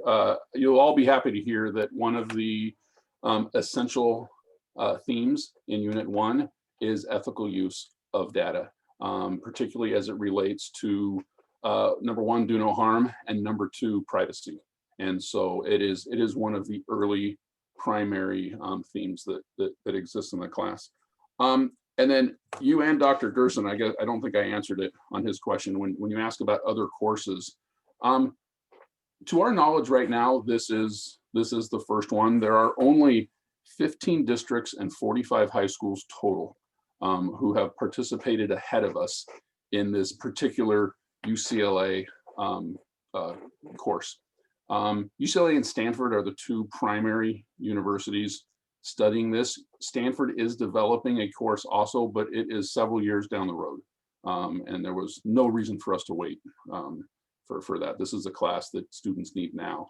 But this is an emerging, growing field, and I am hopeful that there are additional relevant courses that emerge in a few years. However, after we've gotten good at teaching this for a couple of years, there isn't any reason at all that our own team of teachers could not write an advanced data science course ourselves. Take what we've learned from teaching this class, probably go outside and learn a little bit more about advanced topics, but we have done that over the years in several things, written an advanced version of an existing course. And so if this goes how we hope it goes and the demand continues to grow, then I am confident that either externally or internally, we can go down that road. And then let me leave you all with a final quote because you've all alluded to it. The Senior Vice President of Google says, "Data is the sword of the 21st century. Those who wield it, the samurai." And to continue with that theme, I really do believe this course puts us on the cutting edge of math instruction and is opening a whole new avenue for our students who take this. And if you ever need a guest lecturer for Unit 1, I highly recommend Ms. Park to be that lecturer. We will take you up on that. Mr. Hahn, you beat me to it. I was going to say when they're in the design phase that they need to turn to her as one of our experts and invite her into the room. Anytime, anytime. Yeah, she is a teacher after all. also a teacher of teachers. Great, thank you very much. We can have, can I have a motion to pass item number 14.3 and 15.4? So moved. Seconded. Dr. Stowe? Thank you. Roll call, please. Dr. Muhammad, Yes. Ms. Park, Aye. Dr. Gerson, Aye. Mr. Han, Aye. and Mrs. Liu. Aye, motion passes unanimously. All right, item number 19 is, as usual, information. 19.1 has a board calendar, and 19.2 has revisions to administrative regulations and exhibits. These are the December 2020 revisions. Moving on to 20.1, a report from the board representative to the Southern California Regional Occupational Center. Vice President Han? Just to give you a quick update, we just elected, I'm not appointed 2 at-large board members. And so they were previous board members from Manhattan Beach as well as El Segundo. And so we're delighted to have Mike Farnell back on and Nancy Cobb are our 2 new board members for our regional, for our SoCal Rock board. And so we're moving forward. We are looking to perhaps see what kind of partnership we can have with El Camino College and to see how we can develop that relationship. So we are sending a letter to El Camino to express our interest from them. And so that's what we're trying to do. So we'll see what happens. So that's pretty much the update from SoCal Rock. Mr. Han, is there a term limit for the board position in SoCal Rock? For the at large? I guess so, yeah, at large. Yeah, at large, I think it's 2 years. Oh, It's a 2-year, yeah. And so we had one at large before and she's not coming back. But then there was one at large that was open seat. And so obviously every JPA district has a representative, but then there's 2 at large positions as well. And so we appointed them. So we had people who wanted to apply for it, they applied, we interviewed them, and then we selected these 2 to be the at large. Great, thank you. 20.2, comments from the board. Actually, I'll just go first. And I want to announce the anniversaries of our classified personnel, as we have done so before. For 10 years of accredited service, we have Heather Greenfield. Thank you very much, Heather. 15 years of accredited service, Lynn Durler, Jason Jensen, Pamela Malvu, Carrie Martineau, Anita Sheck, Kim Swanson. And 20 years of accredited service for our classified personnel, Sandra Beza, Angelica Elortigo, Thomas Grant, Violet Rivolinsky. Pardon me if I pronounce your name wrong, but congratulations and thank you very much for your service. Vice President Han, do you want to go ahead with your oral comments? Yeah, just quick thing. First of all, to congratulate to all those students who participated in the Science Olympiad. I know that it's never easy, but congratulations. Hope you guys enjoyed it, learned a lot from it. Again, I want to thank all the teachers and all the administration staff for all that they're doing. I know that's not an easy time. Thank you for your flexibility, your commitment. As Dr. Gerson said today, we love the fact that we're able to come to an agreement and we look forward to a new beginning. And so hopefully that will all work out.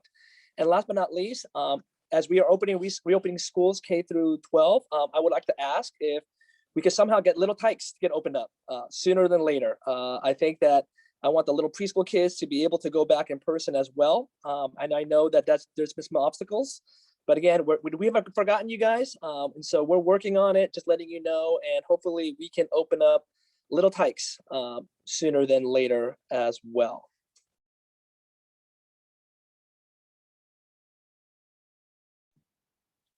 Thank you, Vice President Han. Our clerk, Dr. Jeremy Gerson, do you have any comments?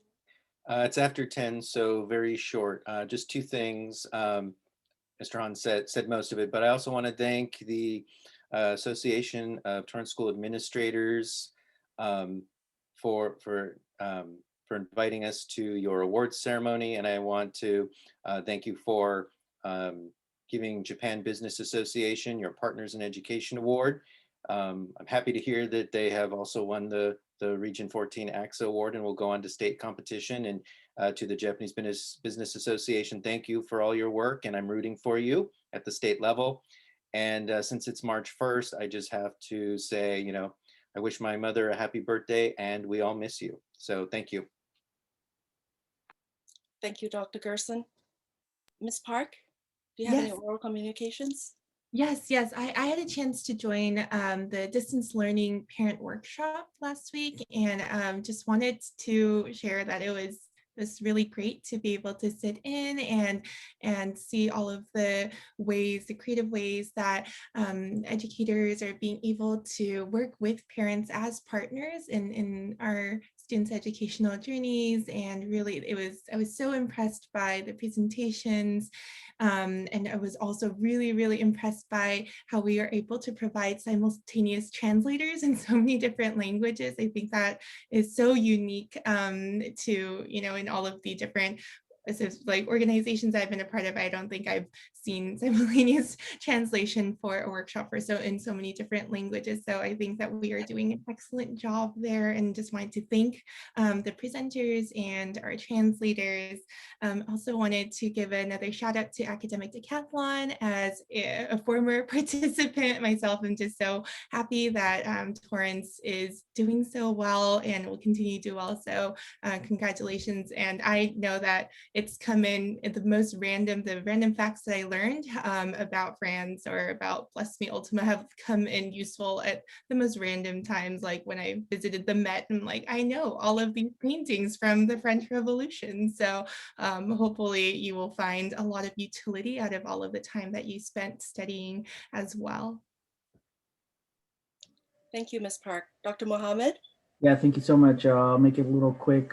Since our last meeting, you know, I had the opportunity to attend the LA County School Trustees Association. You know, we just talked a little bit about the updated legislation coming down the pipeline that many of us obviously know by now. Also attended a breakfast with our TUSD Board of